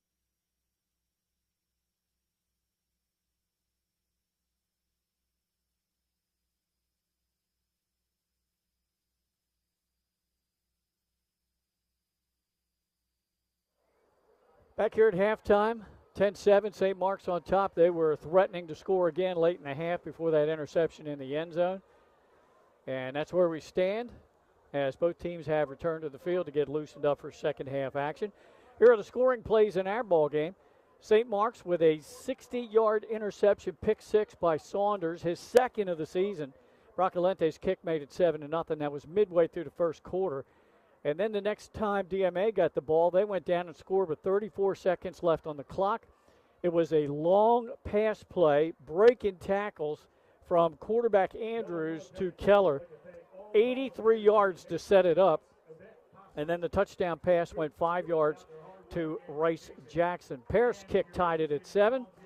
In the second quarter, with 4 minutes to go, Bracalente with a 23-yard field goal gave the Spartans a 10-7 lead. And again, they were threatening right at the end of the half, but the interception in the end zone, and then DMA just ran the clock out. Other scores around the state: Howard leads Brandywine 28-0. Caravel leads the Riders of Cesar Rodney 15-7. Close one there. Another close one down at Georgetown. Middletown leading Sussex Central 7-6. In the second quarter, late in the half, Seaford, the 1A team, leading Polytech 14-0. And then a Class 3A battle has Apo up on top of Cape Henlopen 28-14 at the half. A final from earlier today, St. E's 58 and Dickinson nothing. Let's take a look at our unofficial stats for the first half. We'll have our producer Jason Winchell pop those up for you. St. Mark's, actually both teams struggling to run the ball, Craig. St. Mark's unofficially with 38 rushing yards in the half, 50 passing, all by Green, for a total of 88. DMA's only ran the ball for 17 yards and then passed for 108. That's Ryan Andrews, a total of 125 yards. So about 40 yards difference in total yardage, yet St. Mark's is the one that leads because of defensive touchdown. Yeah, it's been tough sledding for both teams in the trenches. The lines are just basically causing a stalemate, and there's not much running room. I think I mentioned it earlier in the broadcast that the only real big plays have been the ones in space, side to side, sideline to sideline. So we might see more of that. Brett Green was looking fantastic at the end of that first half until the interception. But I tell you what, I think we're going to see more of him in second half trying to throw the ball because, as you said, there's just nothing going in the run game for either of these teams. The defenses are too good to run up the middle against. I want to make mention of one of our new sponsors this year, our Pigskin Picks Weekly show by Benny and Trey Mitchell, are presented by Compete Event Management. They run wrestling tournaments throughout the state. They have an apparel line that can be personalized for your tournament as well. If you're not looking to run an event, Compete Events is where you want to be. They are well run and organized. They can run it for you. The next event for them coming up is the Tiger Takedown. That'll take place at AI DuPont on Sunday, October 12th. So that's a week from this Sunday. Now you want to check it out, the Tiger Takedown, and our thanks again to Compete Event Management for their sponsorship right here on 302 Sports. All right, the teams have returned to the field. St. Mark's Bracalente will be kicking off the DMA, and the Seahawks will trot the offense out. We'll have to see these two teams adjusted during the break, as both defense really controlled most of the first half. Yeah, it's been a defensive battle, but certainly entertaining. So I'm really looking forward to this second half.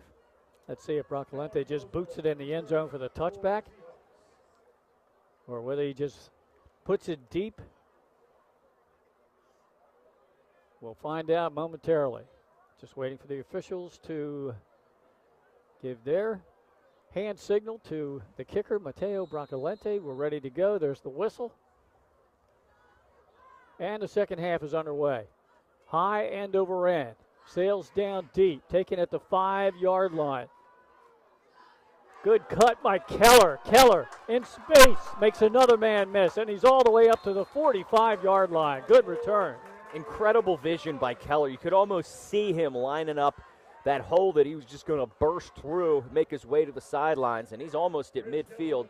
Great return. All right, let's see what DMA can do on the offense now. Most of their damage has been done through the air. And quarterback Ryan Andrews, the sophomore.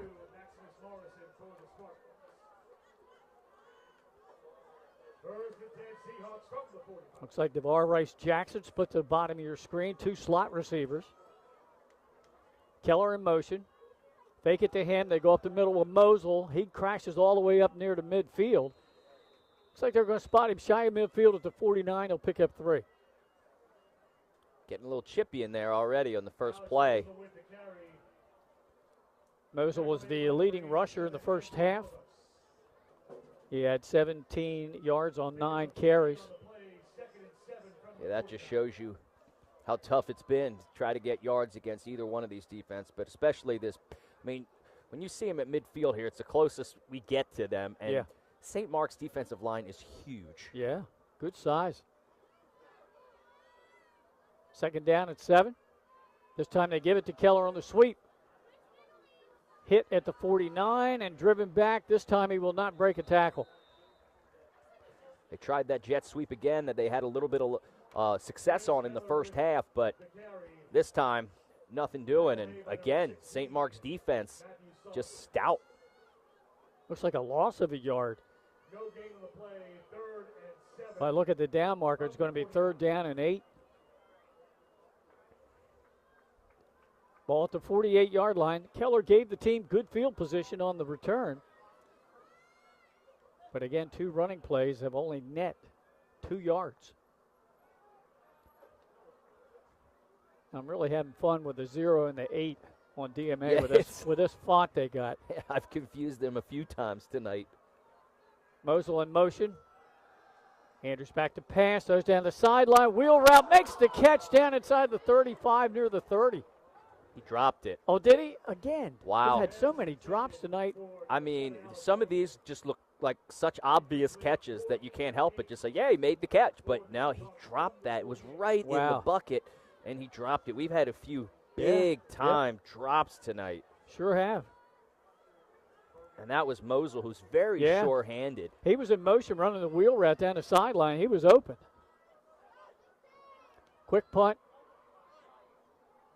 Just going to get away from it, let it bounce out of bounds. It actually goes down the sideline for a ways, and it's going to be near the 15, I think. Yeah, it'll be at the 14-yard line. And that's where the Spartans will have it. So, wow, the story of tonight has been some big drops by both teams. A couple walk-in touchdowns if they don't drop them.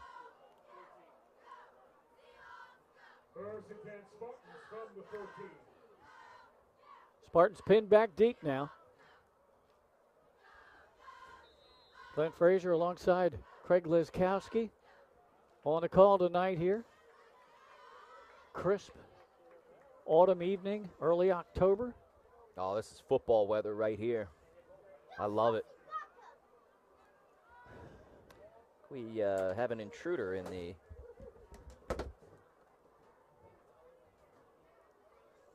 All right. Up the middle is Burke. Wow. And he scoots out to the 25-yard line. It's probably the most yards that Burke's been able to get all night. Good carry by Burke. He got the 10-plus, didn't he? Yeah, that'll be a first down. Powered his way through there. Yeah, sorry, I had to do a little maintenance there. I'd take care of our intruder. Somebody's little kid comes up here yelling and screaming, so I had to close the door. All good. That's what happens when you have a packed house here at DMA. Great crowd tonight. Burke again. Good block on left side. Now he gets the outside.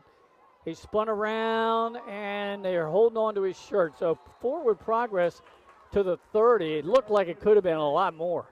Yeah, they gave him a little more forward progress. He was kind of getting spun around, but this is the most success that he's had on the ground all night. Like Isaiah Rice and Pavetta in there on the tackle. Kubeta, I mean. So a gain of about 3. Second down at 7. 2 wideouts top of your screen, a lone receiver to the bottom, and no press coverage there. Quarterback takes it straight ahead. Mosel on the tackle. And thrown back. Let's see, was that Tippins? Yeah, Tippins. Not much going there for Tippins. He hasn't had much success tonight at all. Had 3 carries for 14 yards in the first half. They're going to give him forward progress for 2 there. So 3rd down and 5 for the Spartans. Already down to the 8-minute mark here in this 3rd quarter. Yeah, with both teams running, the clock has also been running.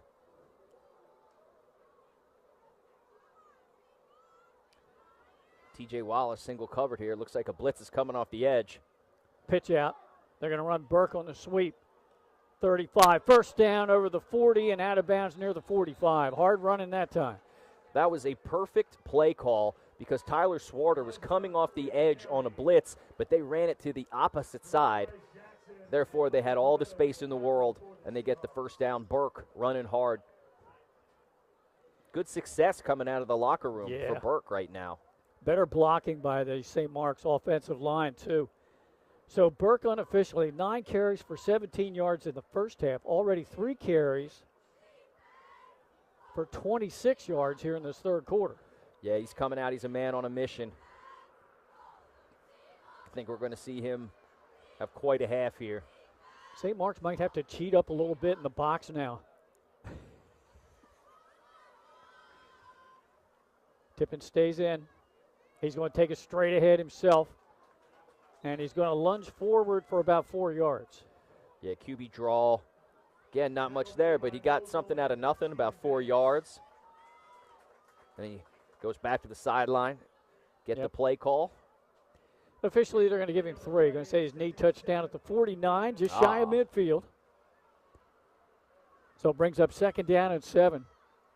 And I know a staple of a Bill DiNardo offensive team, run the football. Oh, absolutely. So he likes what's going on right now. Again, quarterback draw. Tries to bounce it outside. Always popped as he got a yard shy of the first down. Right at the sticks he gets popped. It looked like he was going to get that first down pretty easily, but he was popped again. Swarter coming off the edge on a blitz as the linebacker, and they go to the opposite side, and they get the yardage, but we do have somebody down on the far side of the field for Delaware Military Academy. Stretching the leg out. Hopefully the young man's okay. I can't really see the number. I thought that might have been Keller. I was thinking the same thing. It looked like Keller, number 4, but I can't tell from our vantage point. There's a lot of bodies there. Yeah, and he's laying on his back now, so he can't get a number. We've had a few kids go down tonight. Most notably, unfortunately for St. Mark's, has not returned to the game, and that was Greg Nielsen. Yeah, luckily some of the other injuries we've seen tonight have been relatively minor, some cramps, some stingers, and it looks like Keller's jogging off the field. That's a great sign. That's a great sign, you're right. Key player tonight in this ball game for DMA. Oh, he's been all over the field. Offense, defense, special teams. All right, so down on the field, it's going to be 3rd down and a short yard right at DMA's 45-yard line.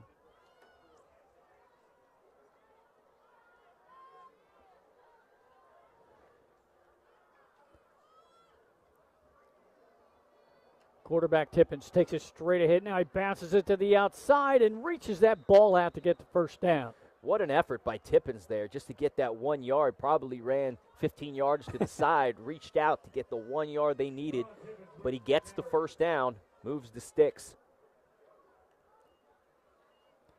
Yeah, a good drive so far to start the half here for St. Mark's. Running a lot of clock here. Yeah, maybe they were fired up by that fantastic marching band performance by the Delaware Military Academy Marching Band. There you go. Who knows? Back to pass. Green's in the game. He throws far flat. Completes the pass down near the 40-yard line and diving down to the 39. Number 16, Matthew Saunders on the reception. Yeah, Brett Green just taking what the defense gave him there. Saul Saunders had a quick 5 on the sidelines. Now we got another man down. Yeah, St. Mark's. Yeah, I did not see that one. I think that's a lineman. That's back beyond the line of scrimmage. So we got another stoppage.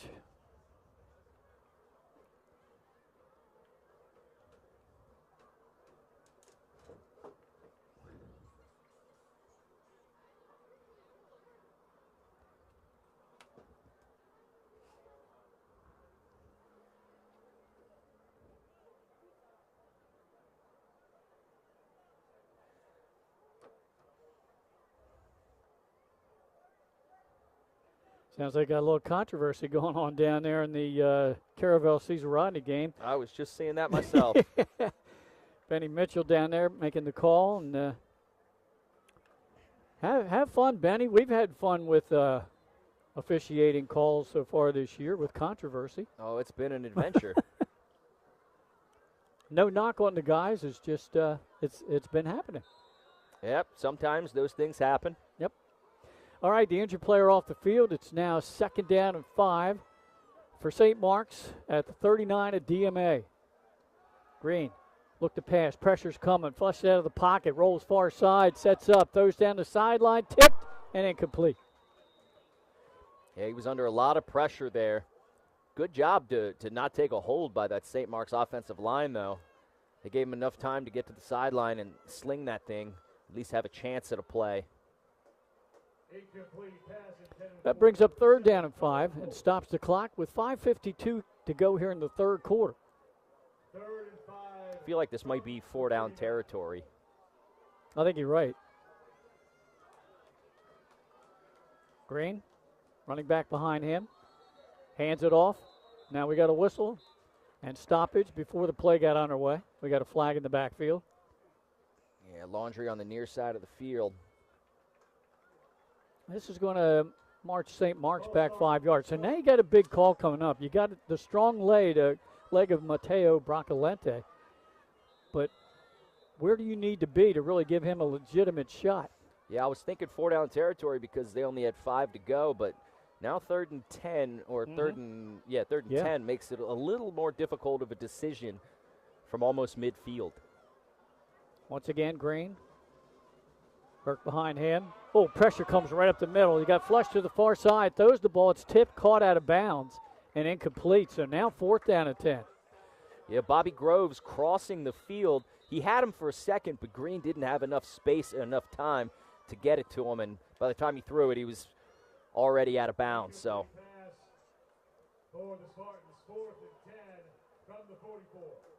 Bobby Groves, who has a reception in the game tonight. I believe we have a DMA player down on the St. Mark's sideline. Okay. Yeah, I do. I see it now. Yeah. Right over by the white hat. Yeah, and the St. Mark's trainers are tending to him now as DMA's trainer is making her way across the field. All this comes with 5:44 to go in this 3rd quarter.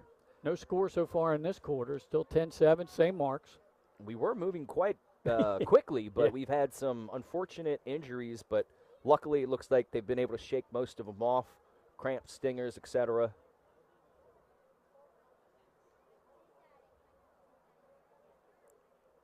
Yeah, so apparently this is the interesting situation down at Caesar Rodney. Bizarre ending to the half. Caravel attempts a long field goal, but no refs were under the goalpost where they're supposed to be. Side or back judge signals good. Coach Strickland meets with the refs. Field goal changed to no good. So Caravel has a 15-13 lead at the half over Caesar Rodney. What a wild game that Benny Mitchell has going on. Wow. Wow. Something about field goals in this state in the last couple weeks. Yeah, right. Amari Glover has scored for the Cavaliers as Middletown extends their lead over Sussex Central to 14-6 early in the 3rd quarter of that one. At the half, Howard 52-0 over Brandywine. Running clock, 2nd half of that one coming up.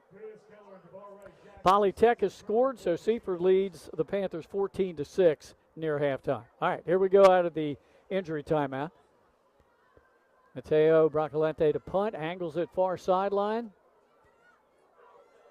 And it's still bouncing inbounds and is downed by St. Mark's inside the 15-yard line.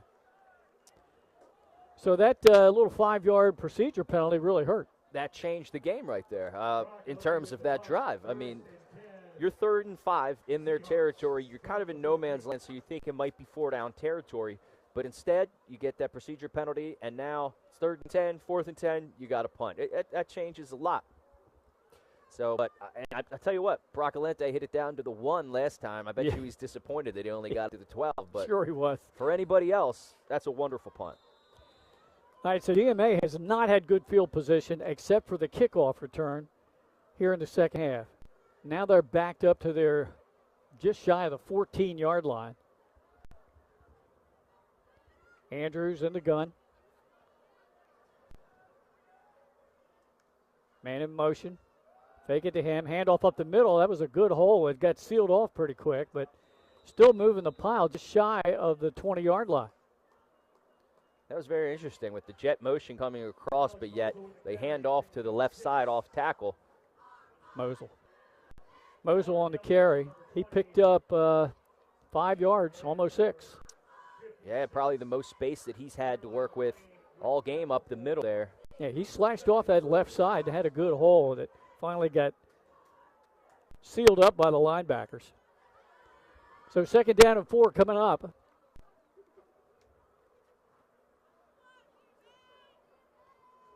Mr. Keller's been silent for a while. Did you see him come back in the game? I have not yet. I have not. I was looking out for it, but I have not seen him come back in yet. Man in motion. Actually, there he is. Plenty of time. Throws downfield, and I don't know whether that was intended for the deep receiver or the short receiver, but it just fell helplessly incomplete. Helplessly and harmlessly, luckily.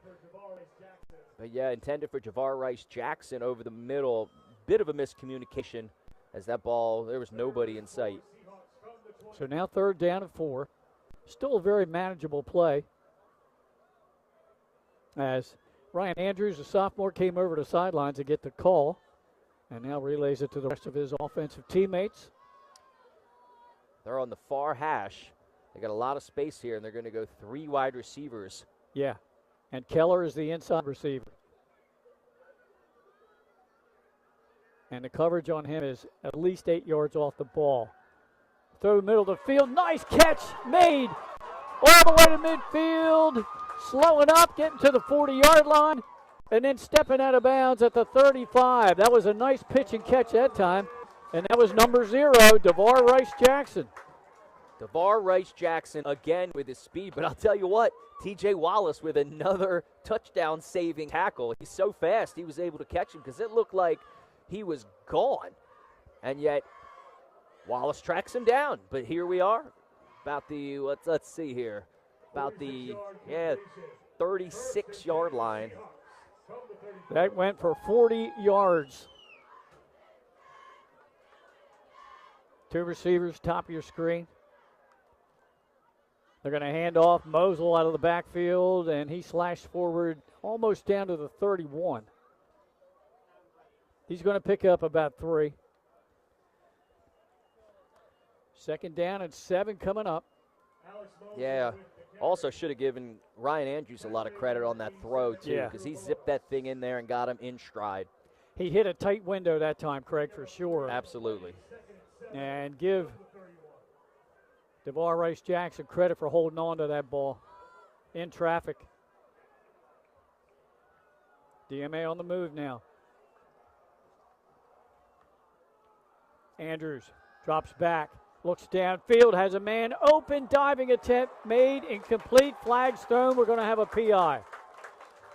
Yeah, that was 4-on-4 crime right there, as T.J. Wallace is going to get called for the interference on Keller. And Keller had double coverage. Somebody else, I didn't see the number of the receiver, was down near the 10 or near the sideline here, wide open. Yeah, you are correct. But instead, they throw the flag on Wallace, who got there just a tad early. Yeah. Well, I think the official brings the ball back to the 31. What was the line of scrimmage? The head referee Daryl Montgomery was having words with the back judge. Now here's the call from him. It's a hold against DMA and pass interference against St. Mark. So offsetting, replay the down. Wow. Yeah, I didn't see the laundry in the backfield there. Holding and pass interference. All right. Meantime, Andrews has to play from the sidelines. Checks to the huddle. They replay the down to 2nd and 7. If they run that same route, he's got to look for the guy streaking down the sideline. 2 receivers to the bottom. Keller's the outside receiver. Andrews, pitch out. Now, yep, Mosel has it. Turns the corner, puts the helmet down, and is bounced out inside the 30. Looks like they're going to mark him about the 29-yard line. A pickup of 2 yards there. Yeah, nice little side pitch. Got themselves a good chunk of yards. Pickup of 2 on the play, 3rd and 5. 3rd and 5 coming up. Big down here. Now, I think you are in 2-down territory for DMA, Craig. Yeah, I would think so. Actually, didn't realize he didn't get very much on that play. I thought he got a little further. I did too. This time trips to the top of your screen. Solo receiver at the bottom. Andrews looks to the bottom of your screen. Completes the pass at the 20-yard line and out of bounds. And again, is that 0 or 8? I'm having trouble with that font. I believe that's Rice Jackson. Yeah, that font, especially when the jersey starts to crinkle up. You can't tell if it's a 0 or an 8. But Rice Jackson, again, he's certainly made his mark on this game, and a nice little hook play on the sideline there to get the first down. And again, a great, accurate, quick throw, quick decision by Ryan Andrews. 10 yards on the pickup. 1st and 10 at the 19 of the Spartans. DMA trying to tie it up or take the lead here. 3:29 to go, 3rd quarter. Big cushion on the wide receivers right now. Yeah, they've been most of the evening. That is very true. Mosel in motion, and now there's a whistle before the snap.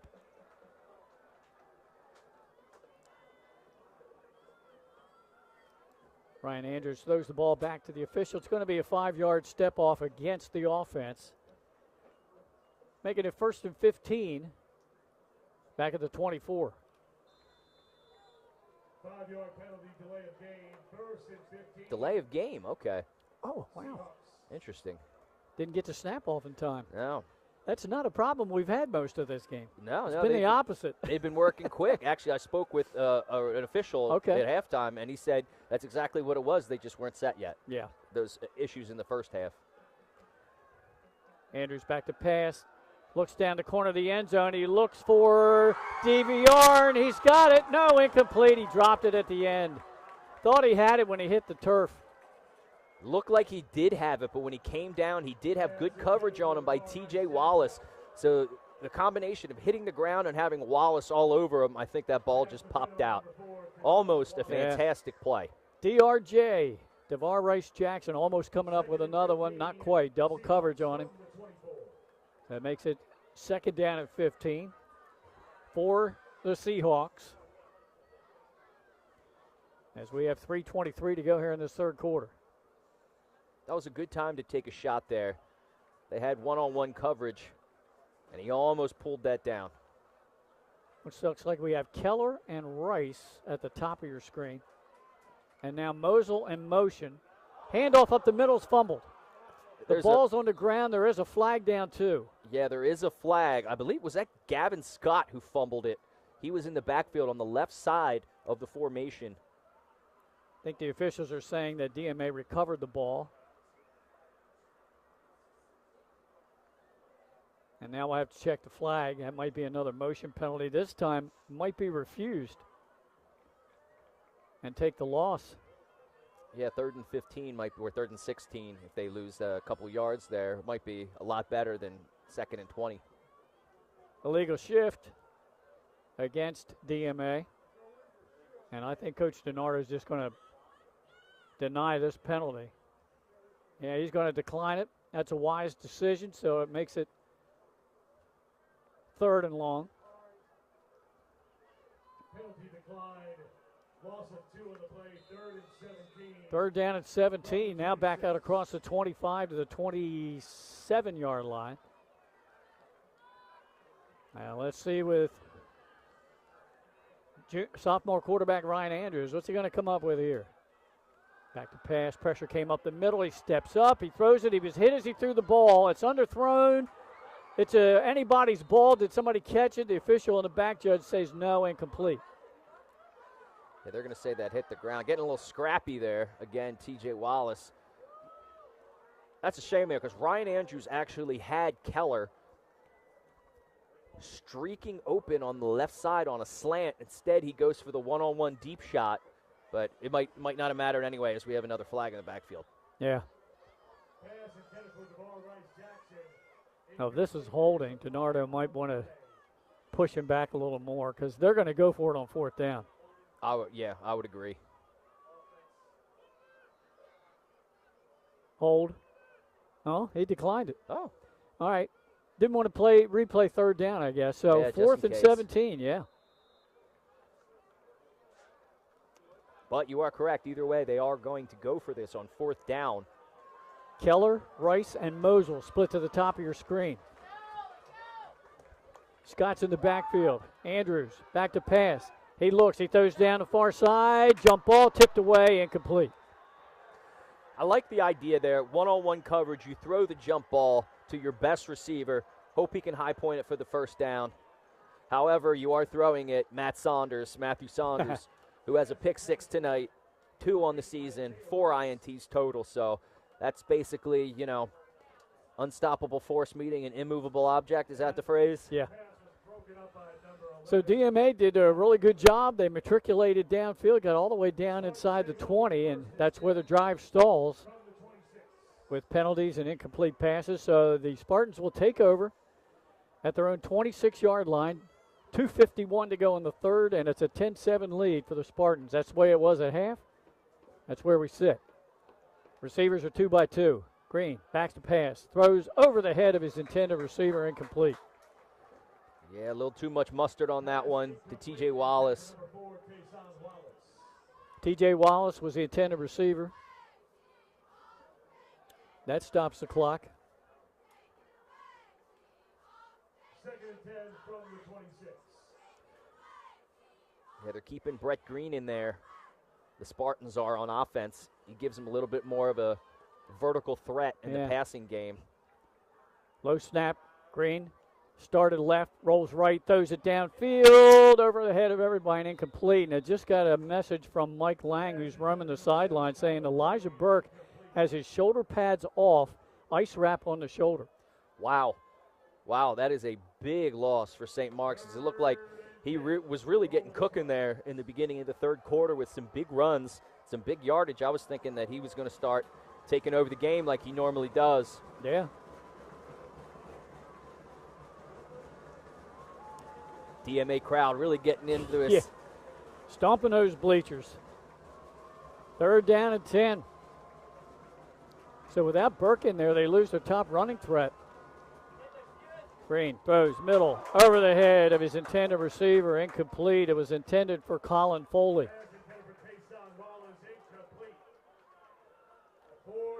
That brings up 4th down, and here comes Mateo Broccolente with the punt. So St. Mark's goes with 3 pass plays. Yeah. All with Brett Green. Very interesting. I thought they'd use him more, but he sailed all 3 of those passes. Just a little too high. Might be just a little too pumped up. Could be, again, but with that Burke, and we don't know what that is, but thanks to Mike Lang for picking up on that. This one may be returnable. Let's see how Broccolente. Oh, no, he hits high. A lot of hang time. Running up under it. Fair catch made up near the 40-yard line by Keller. So good field position for DMA. They've had success throwing the ball, but, a couple of drops have cost them a little bit. Yeah, both teams have had big drops. DMA, 2, maybe 3 that might have scored. Certainly the one to Mosel along the far sideline from our vantage point, but Andrew seems to have settled down a little bit. He's throwing an accurate ball this half. St. Mark's defense is just on point, but I think we're going to see a couple more shots because Andrews is He's looking like he's feeling it a little more in the second half in terms of throwing.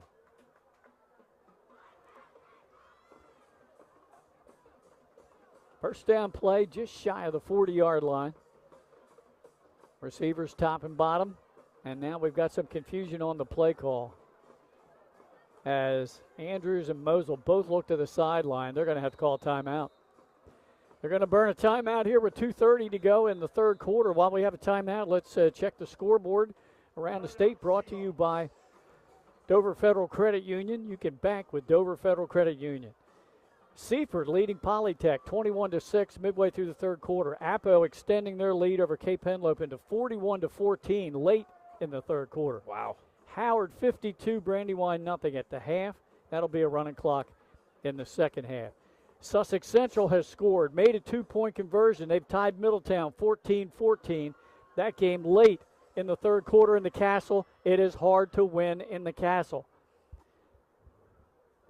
And then we gave you the halftime score of Caravel 15, Cesar Rodney 13. Tight one there with Benny Mitchell and his crew. We've got a tight one here. A lot of good football in the state tonight. That Cape score is surprising, though. Yeah. All right, after the timeout, let's see what the offense dials up. Scott in motion. Handoff up the middle to Mosel. Drags a defender across the 40. He's only going to gain a yard. Again, just nothing there for the running game of DMA, or really either team, especially now with Burke out. Yeah.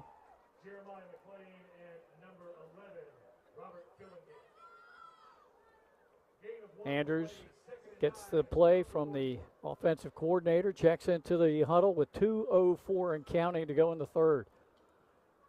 This has been a defensive game from the get-go. Absolutely. Battle of the trenches for sure.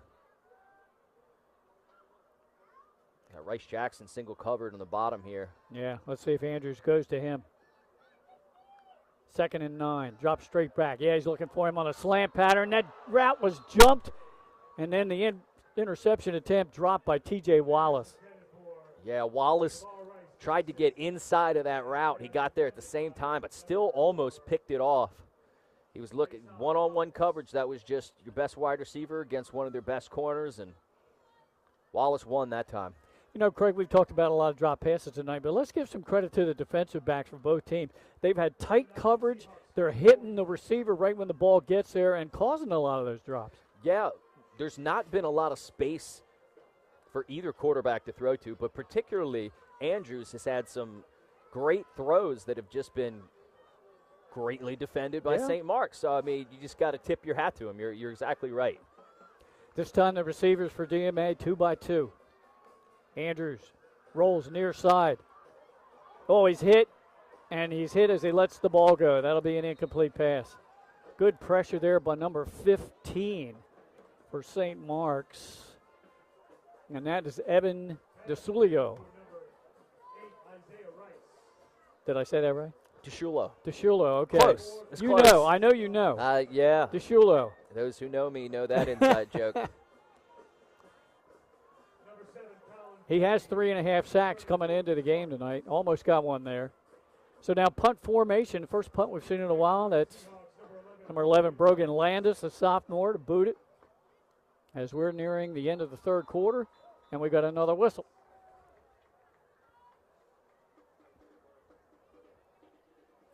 So Andrews, who was 5 out of 10 for 108 yards in the first half, is only 2 out of 9 here in the second. Yeah, but as you said, a lot of that is just because of St. Mark's defense. Yeah. It's been fantastic. He's made some great throws, but St. Mark's has just been on the money with their defense. 5-yard penalty offsides against St. Mark's, so it makes it 4th and about 4.5. Landis takes the high snap, gets the punt off. Takes a St. Mark's bounce, and will be downed outside of the Spartan 30-yard line. So here we go again. Back and forth we go. Yeah. The battle of the 3-and-outs right now, and the defenses have just been stout. Yeah, that's what you get in a 10-7 ball game. Unofficially in the first half, we had 125 yards of offense for DMA and 88 for St. Mark's. Now, St. Mark's has since in the third quarter gone over 100 because they had some good running plays. St. Mark's gets to the line quickly. Yeah, they do. They like to run fast.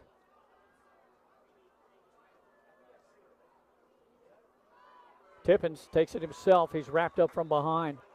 No gain. Yeah, Swarter off the edge again. Yeah, you're right, Tyler Swarter, the sophomore.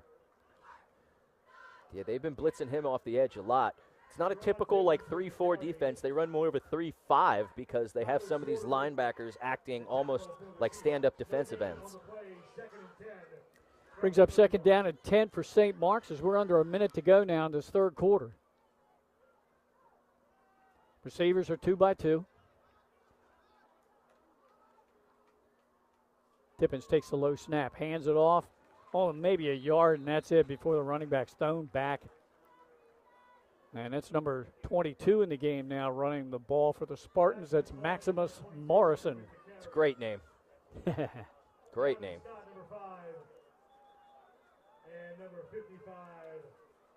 So he is in the game for the injured Elijah Burke, who Mike Lang reported had his shoulder pads off and an ice pack on his shoulder here in this third quarter.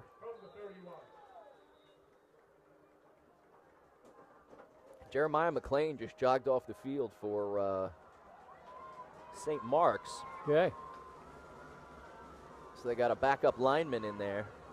Third down and 10, so it was no gain for Morrison.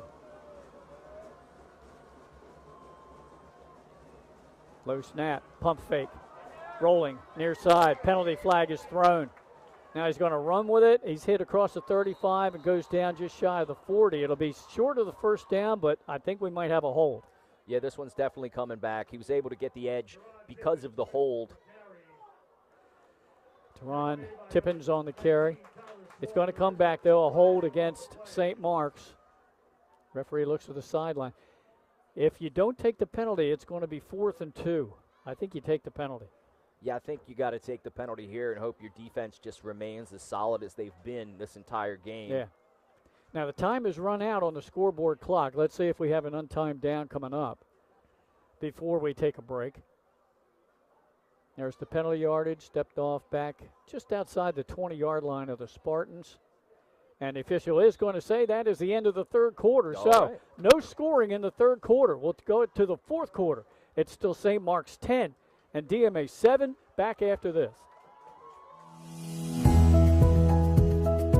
First State Orthopedics has 46 physicians and 22 physician's assistants at 16 locations across the state of Delaware. We provide both surgical and non-surgical treatment for a variety of orthopedic conditions, are specially trained in current state-of-the-art techniques. We serve as team physicians for over 20 high schools, Wilmington University, and many local recreational and competitive leagues. Our doctors are readily available to all local emergency departments, medical aid units, and urgent care centers for consultation and treatment. Give us a call today at 302-731-2888 or visit us online at firststateortho.com.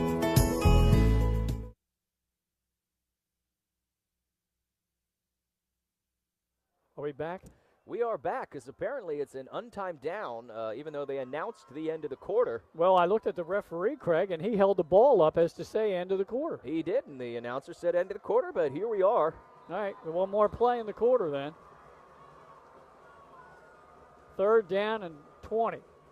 They run quarterback option near side, 30, 35, 40, 45. He got the first down, bounced out near midfield. I believe this is going to come back on a block. We're going to have either a hold or an illegal block that sprung him. It might have been blindside. Yeah. I'm not sure. Looks like it happened after he crossed the line of scrimmage. Yeah, there's the call. So this will come back, but we have another untimed down. It will continue. That's a shame. That was a great play. Oh, yeah. Great play design as they had all the wide receivers blocking downfield, but I think he got him on the blind side, so they're going to call that. Got another update for you on the Dover Federal Credit Union scoreboard. How about this one? We haven't had an update all night on this. Odessa 30, Milford 6. They're in the fourth quarter. All right, Ducks. And that's a District 2 game, the same district that these two teams are in.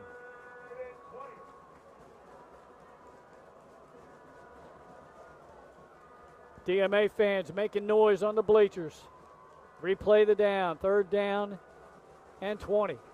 This time, Green throws the pass, sideline, underthrown, incomplete, and that'll bring up 4th down, and that should be the end of the quarter. We'll check with our white hat, make sure. Who knows? Yeah, he did it to us once.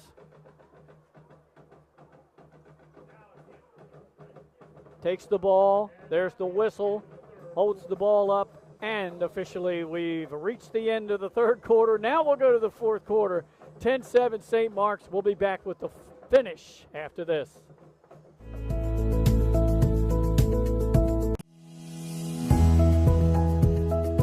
First State Orthopedics has 46 physicians and 22 physicians assistants at 16 locations across the state of Delaware. We provide both surgical and non-surgical treatment for a variety of orthopedic conditions, are specially trained in current state-of-the-art techniques. We serve as team physicians for over 20 high schools, Wilmington University, and many local recreational and competitive leagues. Our doctors are readily available to all local emergency departments, medical aid units, and urgent care centers for consultation and treatment. Give us a call today at 302-731-2888 or visit us online at firststateortho.com.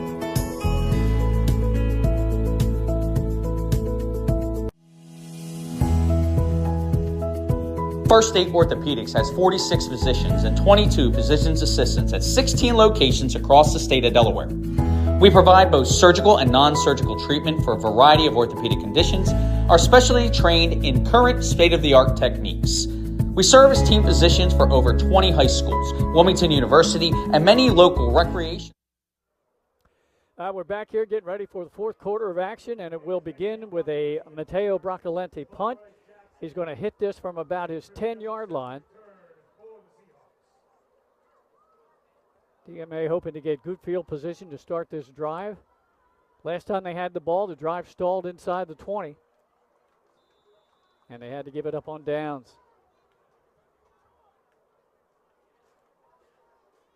Good snap. Broccolente. Oh, it's blocked. It's blocked. They're going for the ball, and I think it went out of the back of the end zone. Who blocked that? Was that Gavin Scott? No, it looks like Rice Jackson blocked that. DeVar Rice Jackson doing everything tonight. It's blocked out of the back of the end zone. I'm not sure why that punt took so long to develop. Yeah, me either. Maybe he muffed the catch. Took a long time to develop. Rice Jackson got in there, clean block, and it goes out of the back of the end zone. So I'm not sure what the refs are discussing. That should be a safety, correct? That's what I'm thinking. It goes out of the back of the end zone. They're making me second guess my football knowledge here as they're huddling.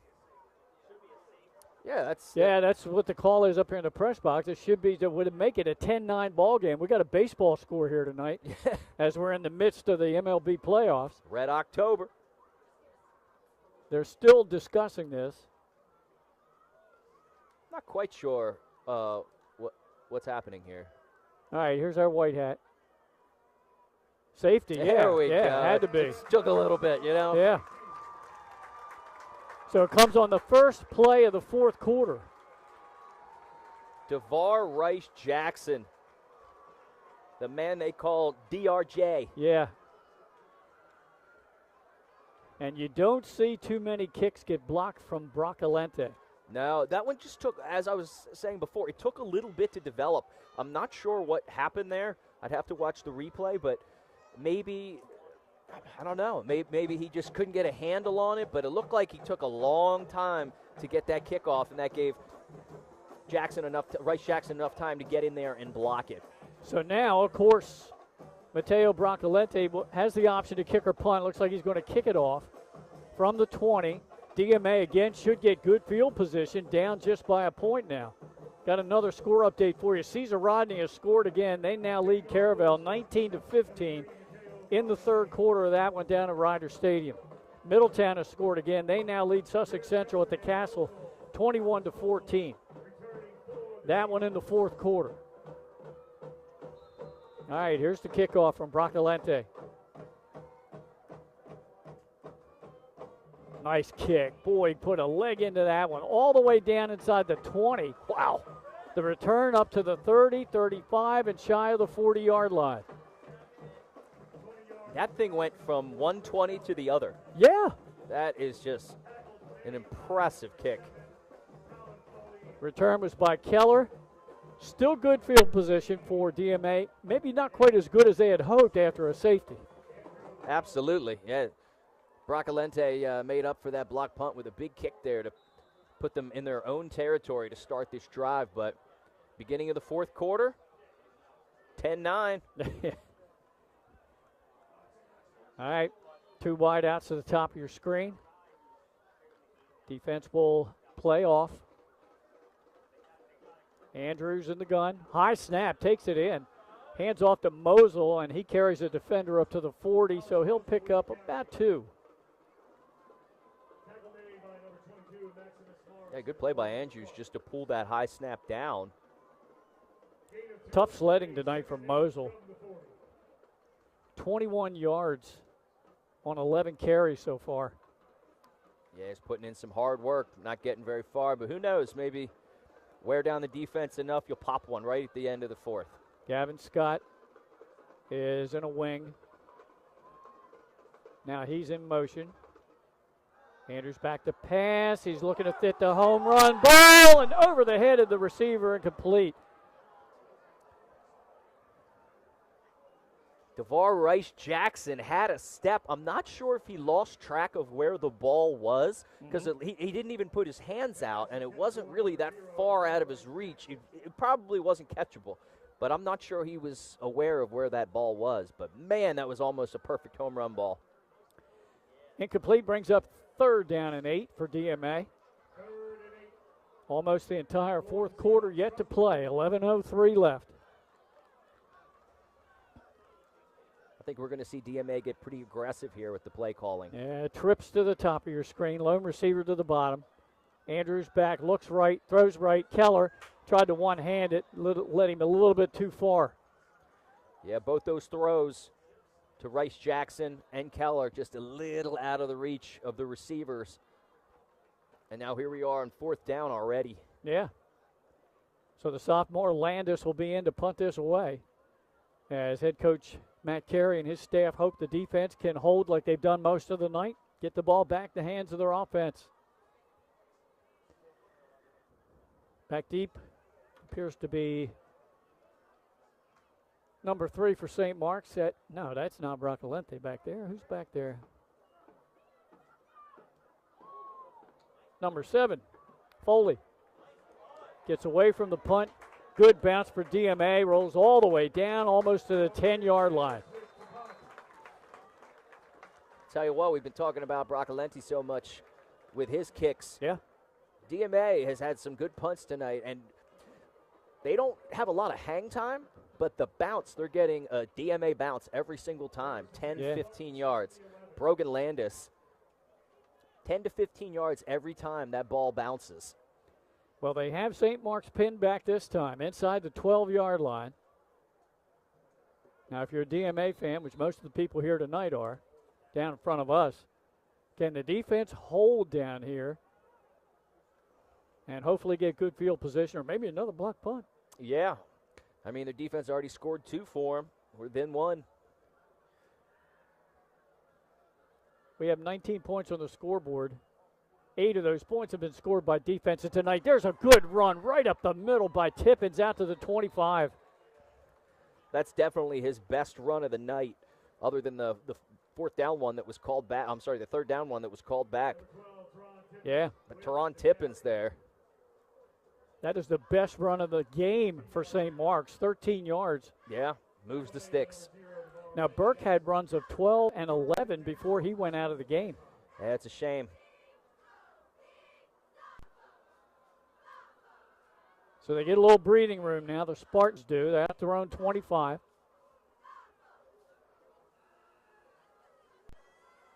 Low snap. Tippins takes it. Quarterback sweep. Hit in the backfield and drop for a 5-yard loss. What a play. That was Gavin Scott, middle linebacker, the senior. shooting the gap and bringing down St. Mark's quarterback there. Fantastic. Ron Tippin, freshman. Second and 15 for the Spartans from the So now second down at 15 after the TFL. Clock on the run. 9:40 to go in this one. It's a 1-point lead for the Spartans. These two trying to get their first district win of the season.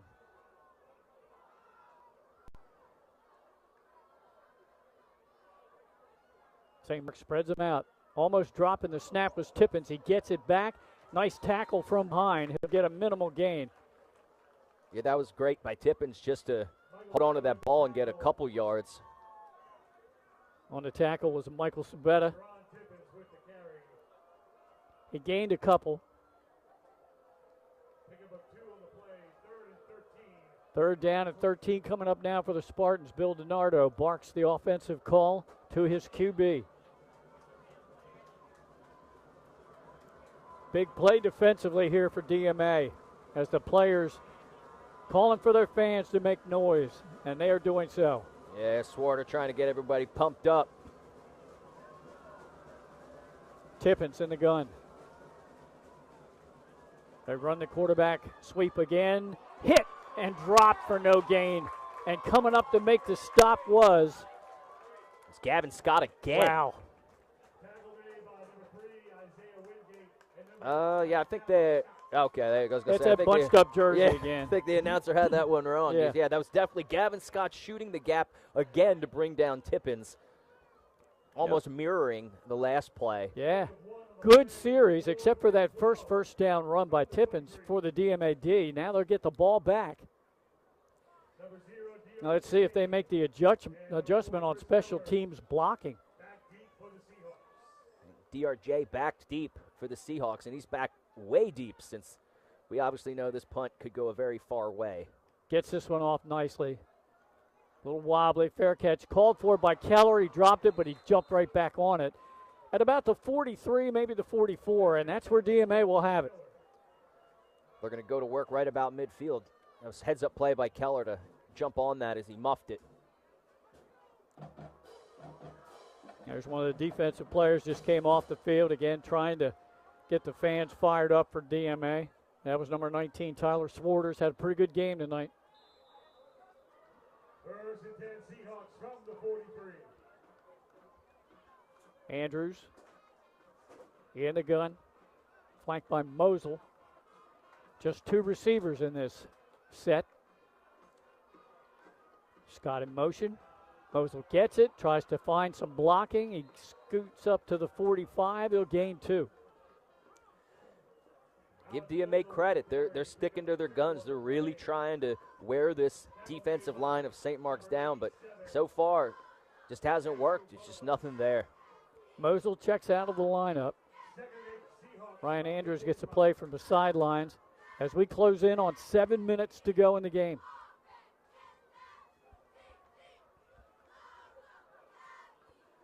Two wideouts to the top. Scott in a slide or a wing to the bottom.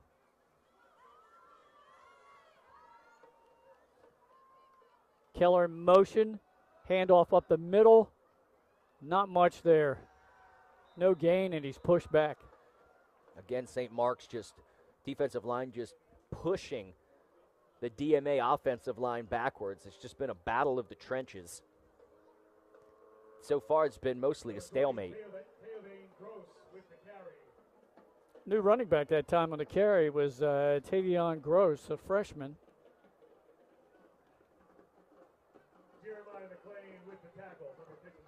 No gain on the play for him. And that brings up 3rd down and 8. Clock becoming ever so important this one now as we count down near the 6-minute mark. Yeah, they're going to have to put this one in the air unless they have timeout taken by DMA. That's at least their second timeout taken in this half. So I believe they have one more to go. Yeah, that's the second one that they've called. Those could become important down the stretch as we're approaching the 6-minute mark of the 4th quarter. We're giving you a lot of high school scores tonight. How about a college score? University of Delaware playing a rare Friday night game against Western Kentucky. They're at home in Newark, and they have a 17-10 lead at the half. Look at that. In Conference USA action. I got to admit, I did not know that they were playing tonight on a Friday night. That's really interesting. Well, I guess, they wouldn't have been home tomorrow as we have that game right. at noon between Salesianum and Smyrna. And Craig Appo has scored again. They now lead Cape 48-14 in that one. Wow. And William Penn leads Dover 14-7 at the half.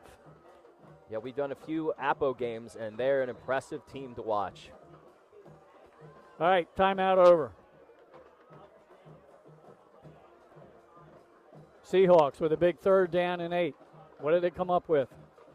Andrews drops back, loads up, throws down the sideline. It's going to be a jump ball. The catch is made that time at the 24-yard line. Isaiah Rice, I believe. I think I'm right with this is number 8 this time. Who knows? There we go. Sometimes it's 8, sometimes it's 0. But Isaiah Rice, he was double covered. We have a flag on the field. I don't know if it's for a personal foul, but a flag on the field. Yeah. After a great play as he came back to get that. The defensive backs overran the ball, and he stayed on his back shoulder, turned around, and caught it. Let's see what the penalty is. Dead ball unsportsmanlike against DMA. I wonder if it was a celebration after the catch. Wow. So they'll get the 1st down, but now they're going to be backed up. They were at the 25-yard line, and this one's going to hurt. I didn't really see him do anything like physically, so it must have been something that he said. Yeah, it was probably verbally because physically I didn't see anything unless we just missed it, but great catch, great play, and it's a shame that it's going to negate a big chunk of that. Yeah. They get the 1st down, but then they're going to lose 15 yards. And there's a yardage being stepped off. You've seen that as a point of emphasis this year. Throughout football, excessive celebrations, personal fouls for taunting, etc.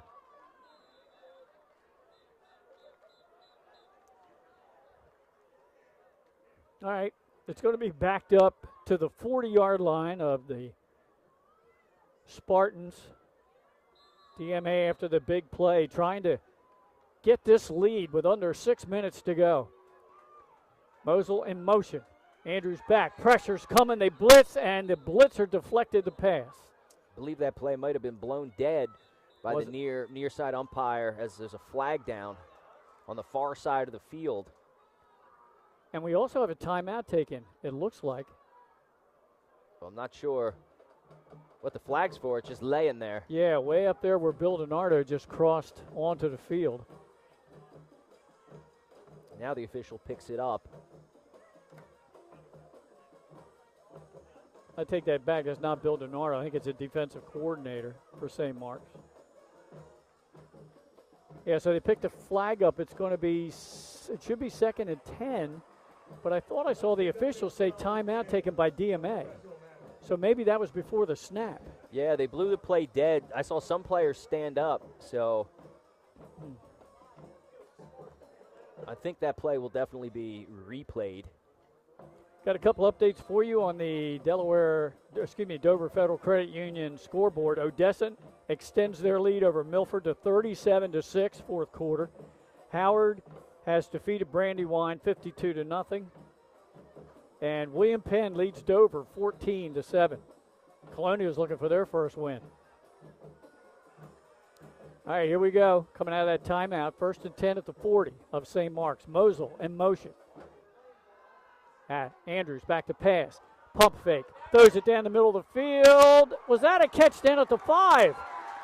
It was at the 5-yard line. It was. That was Keller again, but I believe he might have came down hard.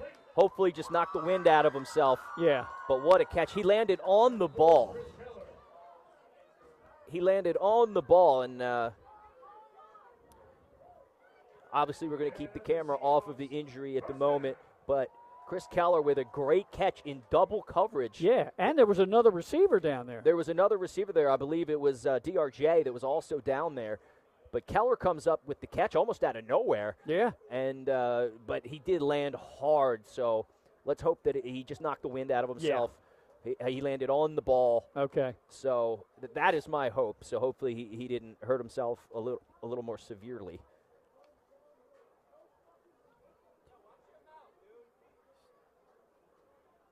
So unofficially now I have quarterback Ryan Andrews for 242 passing yards in the game. And he's hit some big ones here in this second half. Yeah, 2 in a row. A 32-yarder, a 35-yarder, and, of course, he had that 40-yarder earlier in third quarter. Yeah, he's certainly been slinging it. Keller's up. Now he's motioning to the crowd. First and goal at the 5 for the Seahawks. Yeah, luckily not a serious thing. Probably just couldn't breathe for a minute there. Yeah. But what a great play. And, man, what a player. He's been all over the field tonight. Yeah. Here we go. First and goal from the 5. Andrews has Scott and Mosel behind him. Mosel gets the ball, crashes into the line, pushes the pile. And that's one of his better runs into traffic. Yeah, it looked like he hit the defensive wall that is St. Mark's defensive line, but he pushed forward. They're down at the 1. He got 4 yards down to the 1. Yeah, hit one of his best carries of the game. You got to imagine he's probably going to get the ball again. Go right back to him here. Just go right back, see if he can get that 1 yard. St. Mark's stacking him in the box at the goal line. Second and goal from the 1. Andrews, I formation. First back through, did not make it. That time it wasn't Mosel. I think it was Scott. Yeah, it was Gavin Scott. Not sure I agree with that play call. I would have just given it to Mosel with a head of steam instead of that fullback dive, because that defensive line is just getting push. Actually lost 2 yards. They spotted it back to the 3. Wow. That is a costly play there. So now it's third and goal, but back at the 3-yard line.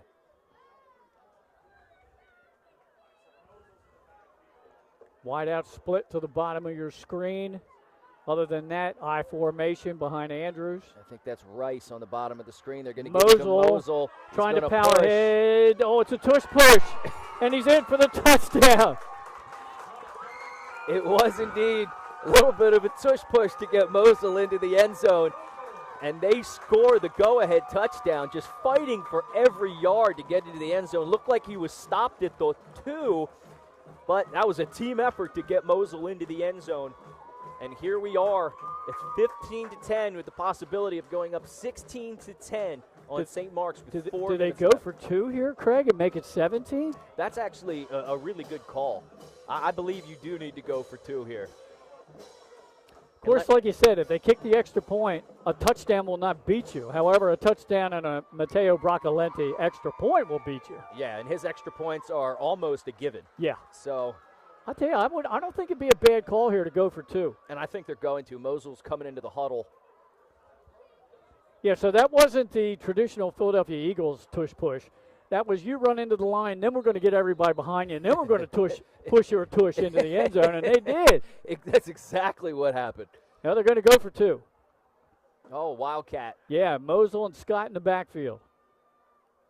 Mosel takes the snap, trying to get the edge, cuts it back in. He's grabbed from behind and will not make it. But with 4:07 to go, DMA has their first lead of the game at 15-10. We are certainly coming in for a landing here with this game, as there's been a defensive battle, but DMA breaks through with some big plays through the air. Ryan Andrews really slinging it in this second half. Yeah. And he's given his receivers a chance. He's thrown a lot of one-on-one jump balls because he knows he's got the talent on the outside with Keller and DRJ that they can catch those one-on-one balls. And here we are. He trusted his receivers, and now it's 15-10. Now, here's the question for St. Mark's staff. Do you stay with Tippins, who runs the ball a little bit better, or do you switch up to Green because now you got to pass?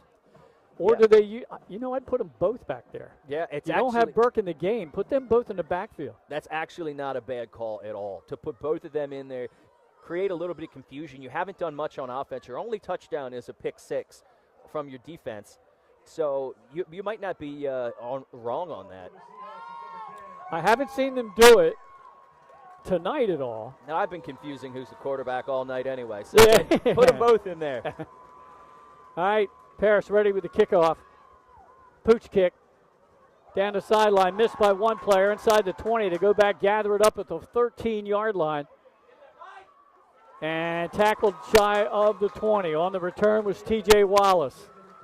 That couldn't have gone any better for Delaware Military Academy there. Perfect little pooch kick that just, like I was talking about earlier, just gets the roll. It just, every time one of the DMA kickers, whether it's Landis or Paris, is kicking it, they're getting big yards on the roll. So kudos to their kicking coach. They're getting perfect bounces on these kicks. And now inside the 20 of their own territory is St. Mark's with only 4 minutes to go and down 5. And they have not scored at all this half. We've seen 2 scores from DMA, both in the fourth quarter, a block punt for a safety and that touchdown. Receivers 2x2.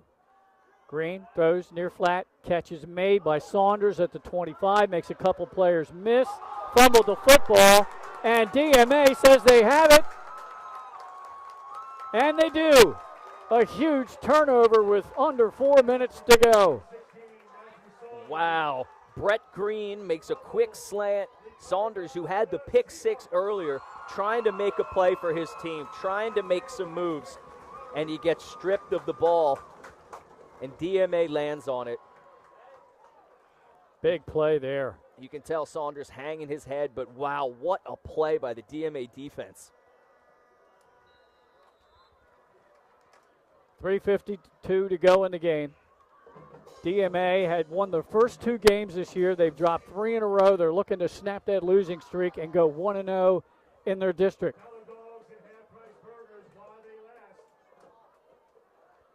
Two receivers to the short side, the bottom of your screen.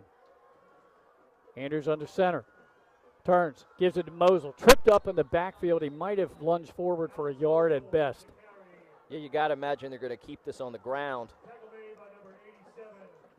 Now we have a lineman down for DMA trying to get back on his feet. It's number 51, Stephen Vance. He's the senior. Clock running, under 3.5 minutes to go. DMA taking their time. Our white hat in the huddle for a second just to make sure everything's okay. That's Darryl Montgomery and his crew tonight. Wide receivers to both sides of the field. They're going to go back to that unbalanced eye behind Andrews. And now, I don't know what that was. More laundry. Yeah, that's going to be a procedure call on the offense. It'll back him up, make it 2nd down and 15. Stops the clock with 3:03 to go. So, yeah, delay game makes it a much more difficult ask here to run out the clock for DMA. Yeah.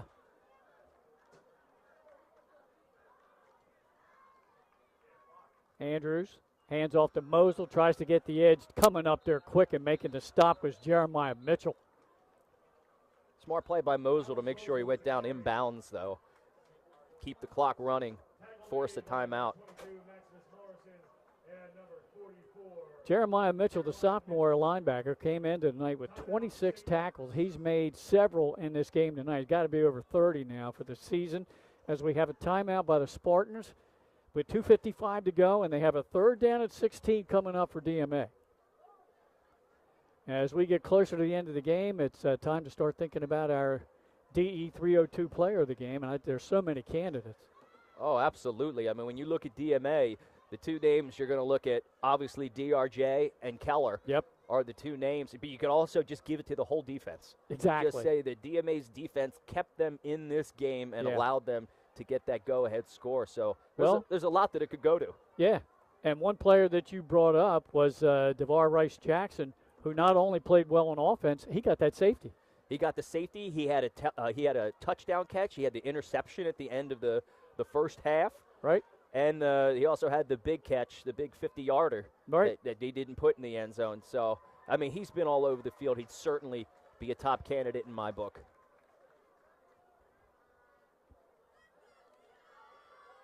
Yeah, he's had 55 yards and receptions in the game. Of course, Keller, he almost has 100. He got 83 on that one catch, which set up the touchdown. Played well on both sides of the ball, Keller has. Don't tell me it's one of those nights when I got to do two. I might have to do two. Co-players in the game. It might be, yeah, I'm going to have one wear it and then the other one wear it. We'll see. We'll see. We have 2:55 still to go. Handoff. Mosel bounces it outside. Good yardage. Cuts it back. Has the first down at the 20 and a fresh set of downs for the Seahawks. Easily the best run of the day for Alex Mosel. He gets off tackle on the right side, gets the first down, moves the sticks, puts DMA a little closer to that victory. 19 yards on the carry, as you said, by far and away the best running play of the game for the Seahawks, and more importantly, they get to run more clock. Holding on to a 15-10 advantage. And when you think of the injuries for this team, Dante Brooks, their feature running back, their starting quarterback, Isaiah Muhammad. Double tight end formation. Oh, fumbled the snap. I'm guessing DMA got back on that. That would have been a big turn of events. Wow. Yep, fumble, no gain. You know, you get into these tough, big pressure moments. Sometimes you forget the little things. And fumbled snap is not what you want, but luckily they were able to dive on it. Andrews kind of gingerly jogging off the field. I was just noticing that. He looks like he's got a little hitch in his giddy up. Yeah. He's kneeling down on the side with the trainers. And it might have happened on that last play. I think he tried to pull away, maybe a little bit too quick from center, and he had to stretch back out to get that ball. Yeah. But he was favoring a leg.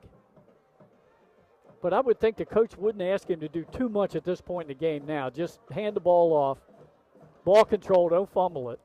Yeah, I think Andrews has done his job tonight in terms of throwing the ball, and I think now it's just going to be give it to Mosel, see if maybe even Gavin Scott can help you out a little bit. But I think that's going to be it with 1:57 left in the game.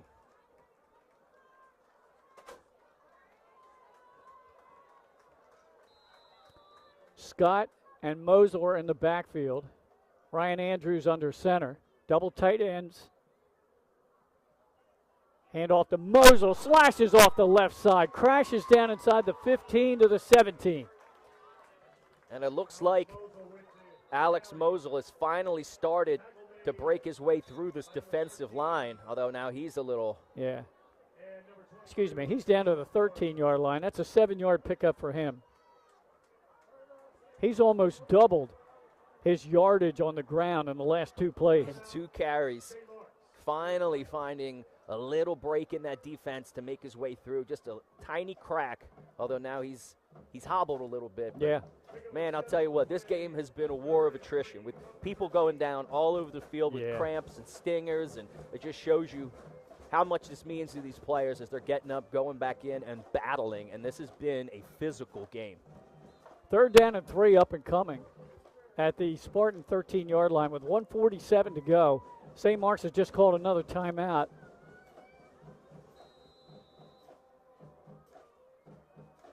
And I think they only have one left, if that.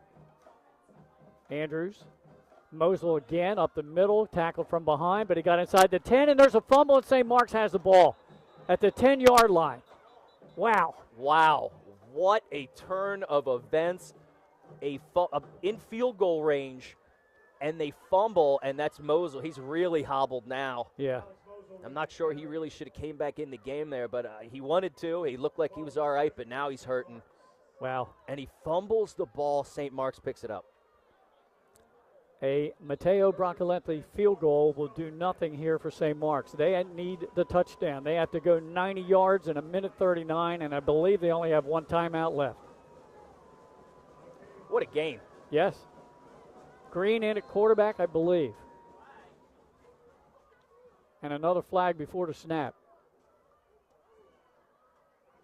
Again, the quarterback with there he is. I saw him turn around. It is number 10, Green, in the game. Illegal participation, illegal substitution. They're for walking DMA. it off, Yeah, 5-yard penalty. Just makes it 1st and 5 at the 15. So now I have to go 85 yards. Green steps back, throws, pass, far flat, completes it at the 20 and up to the 25 for the first down. And that's Wallace. Yeah, and they're going to get up. This is going to be obviously a hurry-up offense here. They might take a shot one-on-one, bottom of your screen here. Throw near flat, catch is made. That time I think it's Foley, and a good one-on-one tackle is made. Fantastic tackle by number 11. That's Brogan Landis. Yeah, the punter. Your punter in there on the tackle.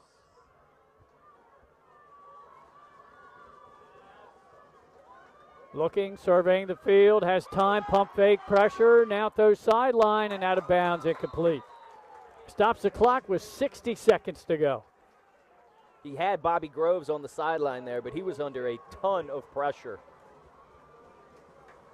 Green started off the sidelines to get the play. They yelled it out to him. He checks right back into the huddle. They want him to get things moving. Clock is stopped, though, on the incomplete pass. 3rd and 8 from their own 27-yard line. Now some defensive subs in for DMA. Sean Marlowe in at nose guard. Pass, far flat. Leaping catch made, but hit right away. Well short of the first down at the 31. And that is Bobby Groves on the catch. Yep. But that's not going to do much for you. 5 yards at a time with only 40 seconds left. You're going to have to take some chunk plays here. Throws middle of the field on the slant pattern. Has Saunders, who's ankle tackled, but gets the first down at the 43. That's more like it. You're still going to want to push it a little further down the field here. There's a prevent defense for DMA, so there's a soft cushion. There's a home run ball, far sideline. It's up for grabs, underthrown, intercepted inside the 30. Just get down. There he goes at the 33-yard line. And that is DRJ with the INT. And that's going to seal the game for Delaware Military Academy. And how appropriate that DRJ gets that interception to ice it. Yeah. With 20 seconds to go, now you just take some knees. And this one will be over.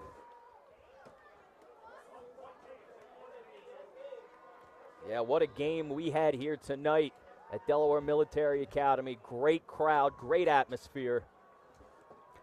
All right, I'm going to throw it over to you, my friend, to end this final 20 seconds, and I'm going to start to head downfield to get our player of the game, and it's a mystery at this point.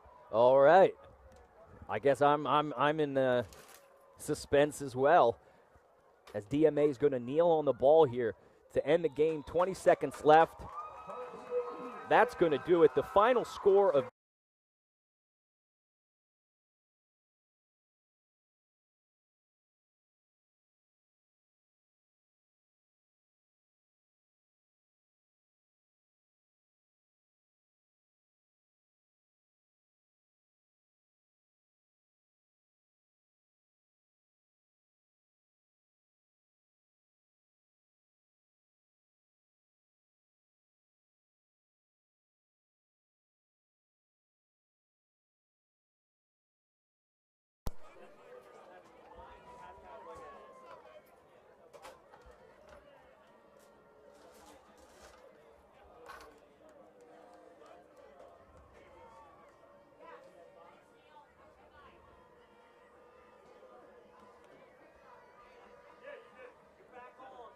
and we're going to wait as Glenn Frazier goes down to find our player of the game. Your guess is as good as mine. However, I think DRJ, at least in my opinion, should be the guy bringing home our 302 Sports chain tonight. But Chris Keller was fantastic as well. You got two great choices, and the DMA defense was phenomenal. You could even just give it to them as a whole. But great atmosphere. DMA coming over to salute their fans, to thank their fans. What a crowd. the pink out. The student section all wearing pink tonight as the first game of October. It was a great atmosphere, a great crowd.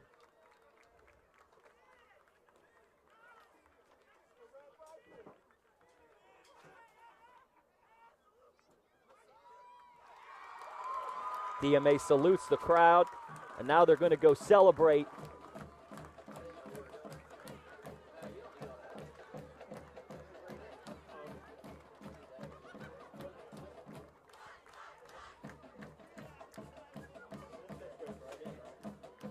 Stick with us here as we're going to go down and interview our player of the game.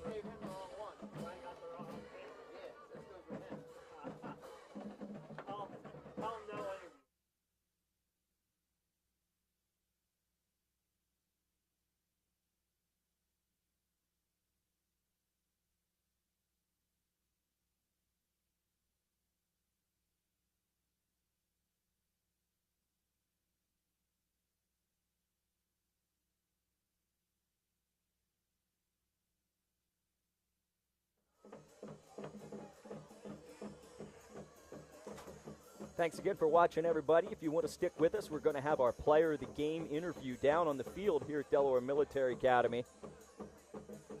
Just want to thank our crew, Craig Laskowski here, Glenn Frazier, reader your play-by-play and color commentary today, with Jason Winchell producing, Mike Lang down on the field, and Nick Halliday running camera. We had the whole crew here today. Hope you'll join us tomorrow for Salesianum and Smyrna playing at Delaware Stadium. That's going to be a fun one. That game is at noon. Please join us at play.302sports.com. Excuse me. And DMA is huddled on the field right now. We're grabbing our player of the game. Again, DRJ, probably a great candidate for player of the game. I mean, absolutely all over the place. Yeah, the 5-yard TD catch on the slant, interception to end the first half, a big 50-yard catch, a blocked punt that gave DMA 2 points, and a resurgence got them back to life as everything was kind of stale at the moment on both sides. And then the interception to seal the game on the throw by Brett Green as St. Mark's was trying to drive with less than a minute left. St. Mark's only touchdown coming on the Matthew Saunders pick six. Then other than that, just the Broccolente field goal.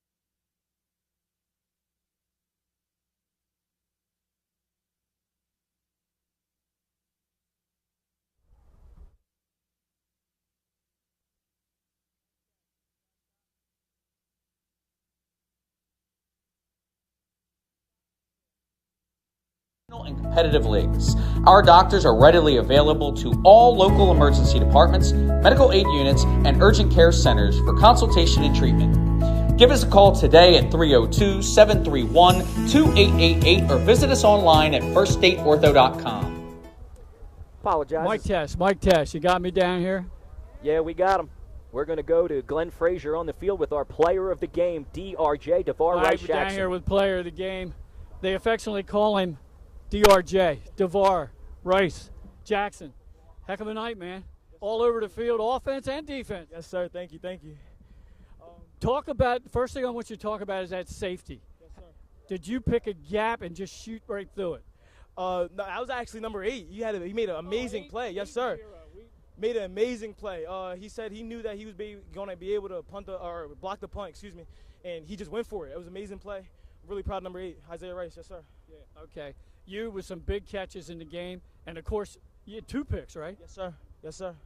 It was great. I got trust in my quarterback. Sophomore, his second start leading us to a victory. I'm very proud of him. Ryan Andrews, he did his thing out there.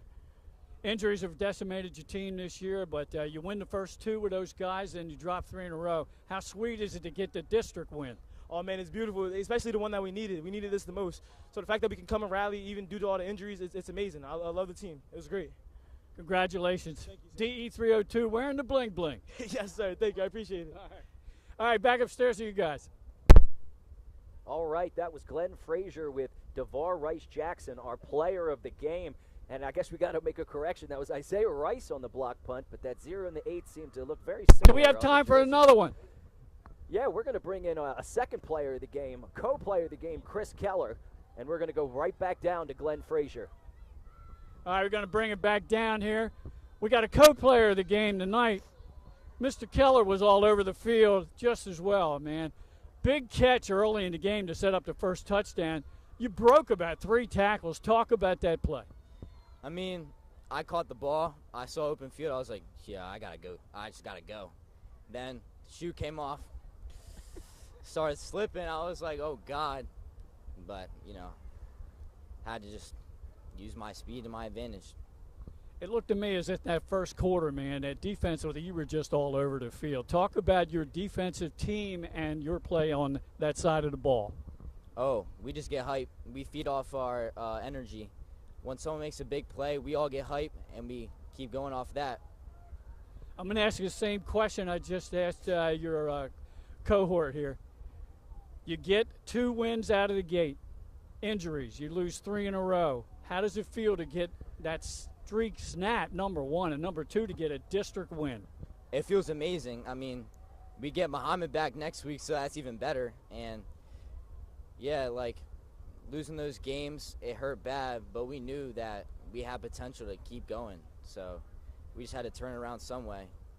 All right, man, congrats on the win. Good luck the rest of the way. All right, thank you. Back upstairs, guys. All right, that was Glenn Frazier with our co-player of the game, Chris Keller.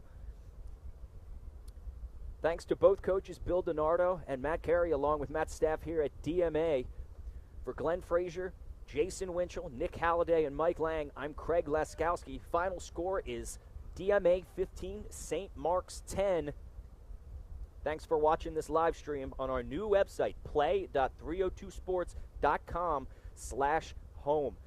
Join us tomorrow for Salesianum at Smyrna at Delaware Stadium at noon. We'll see you then. Thanks for watching. Have a great night.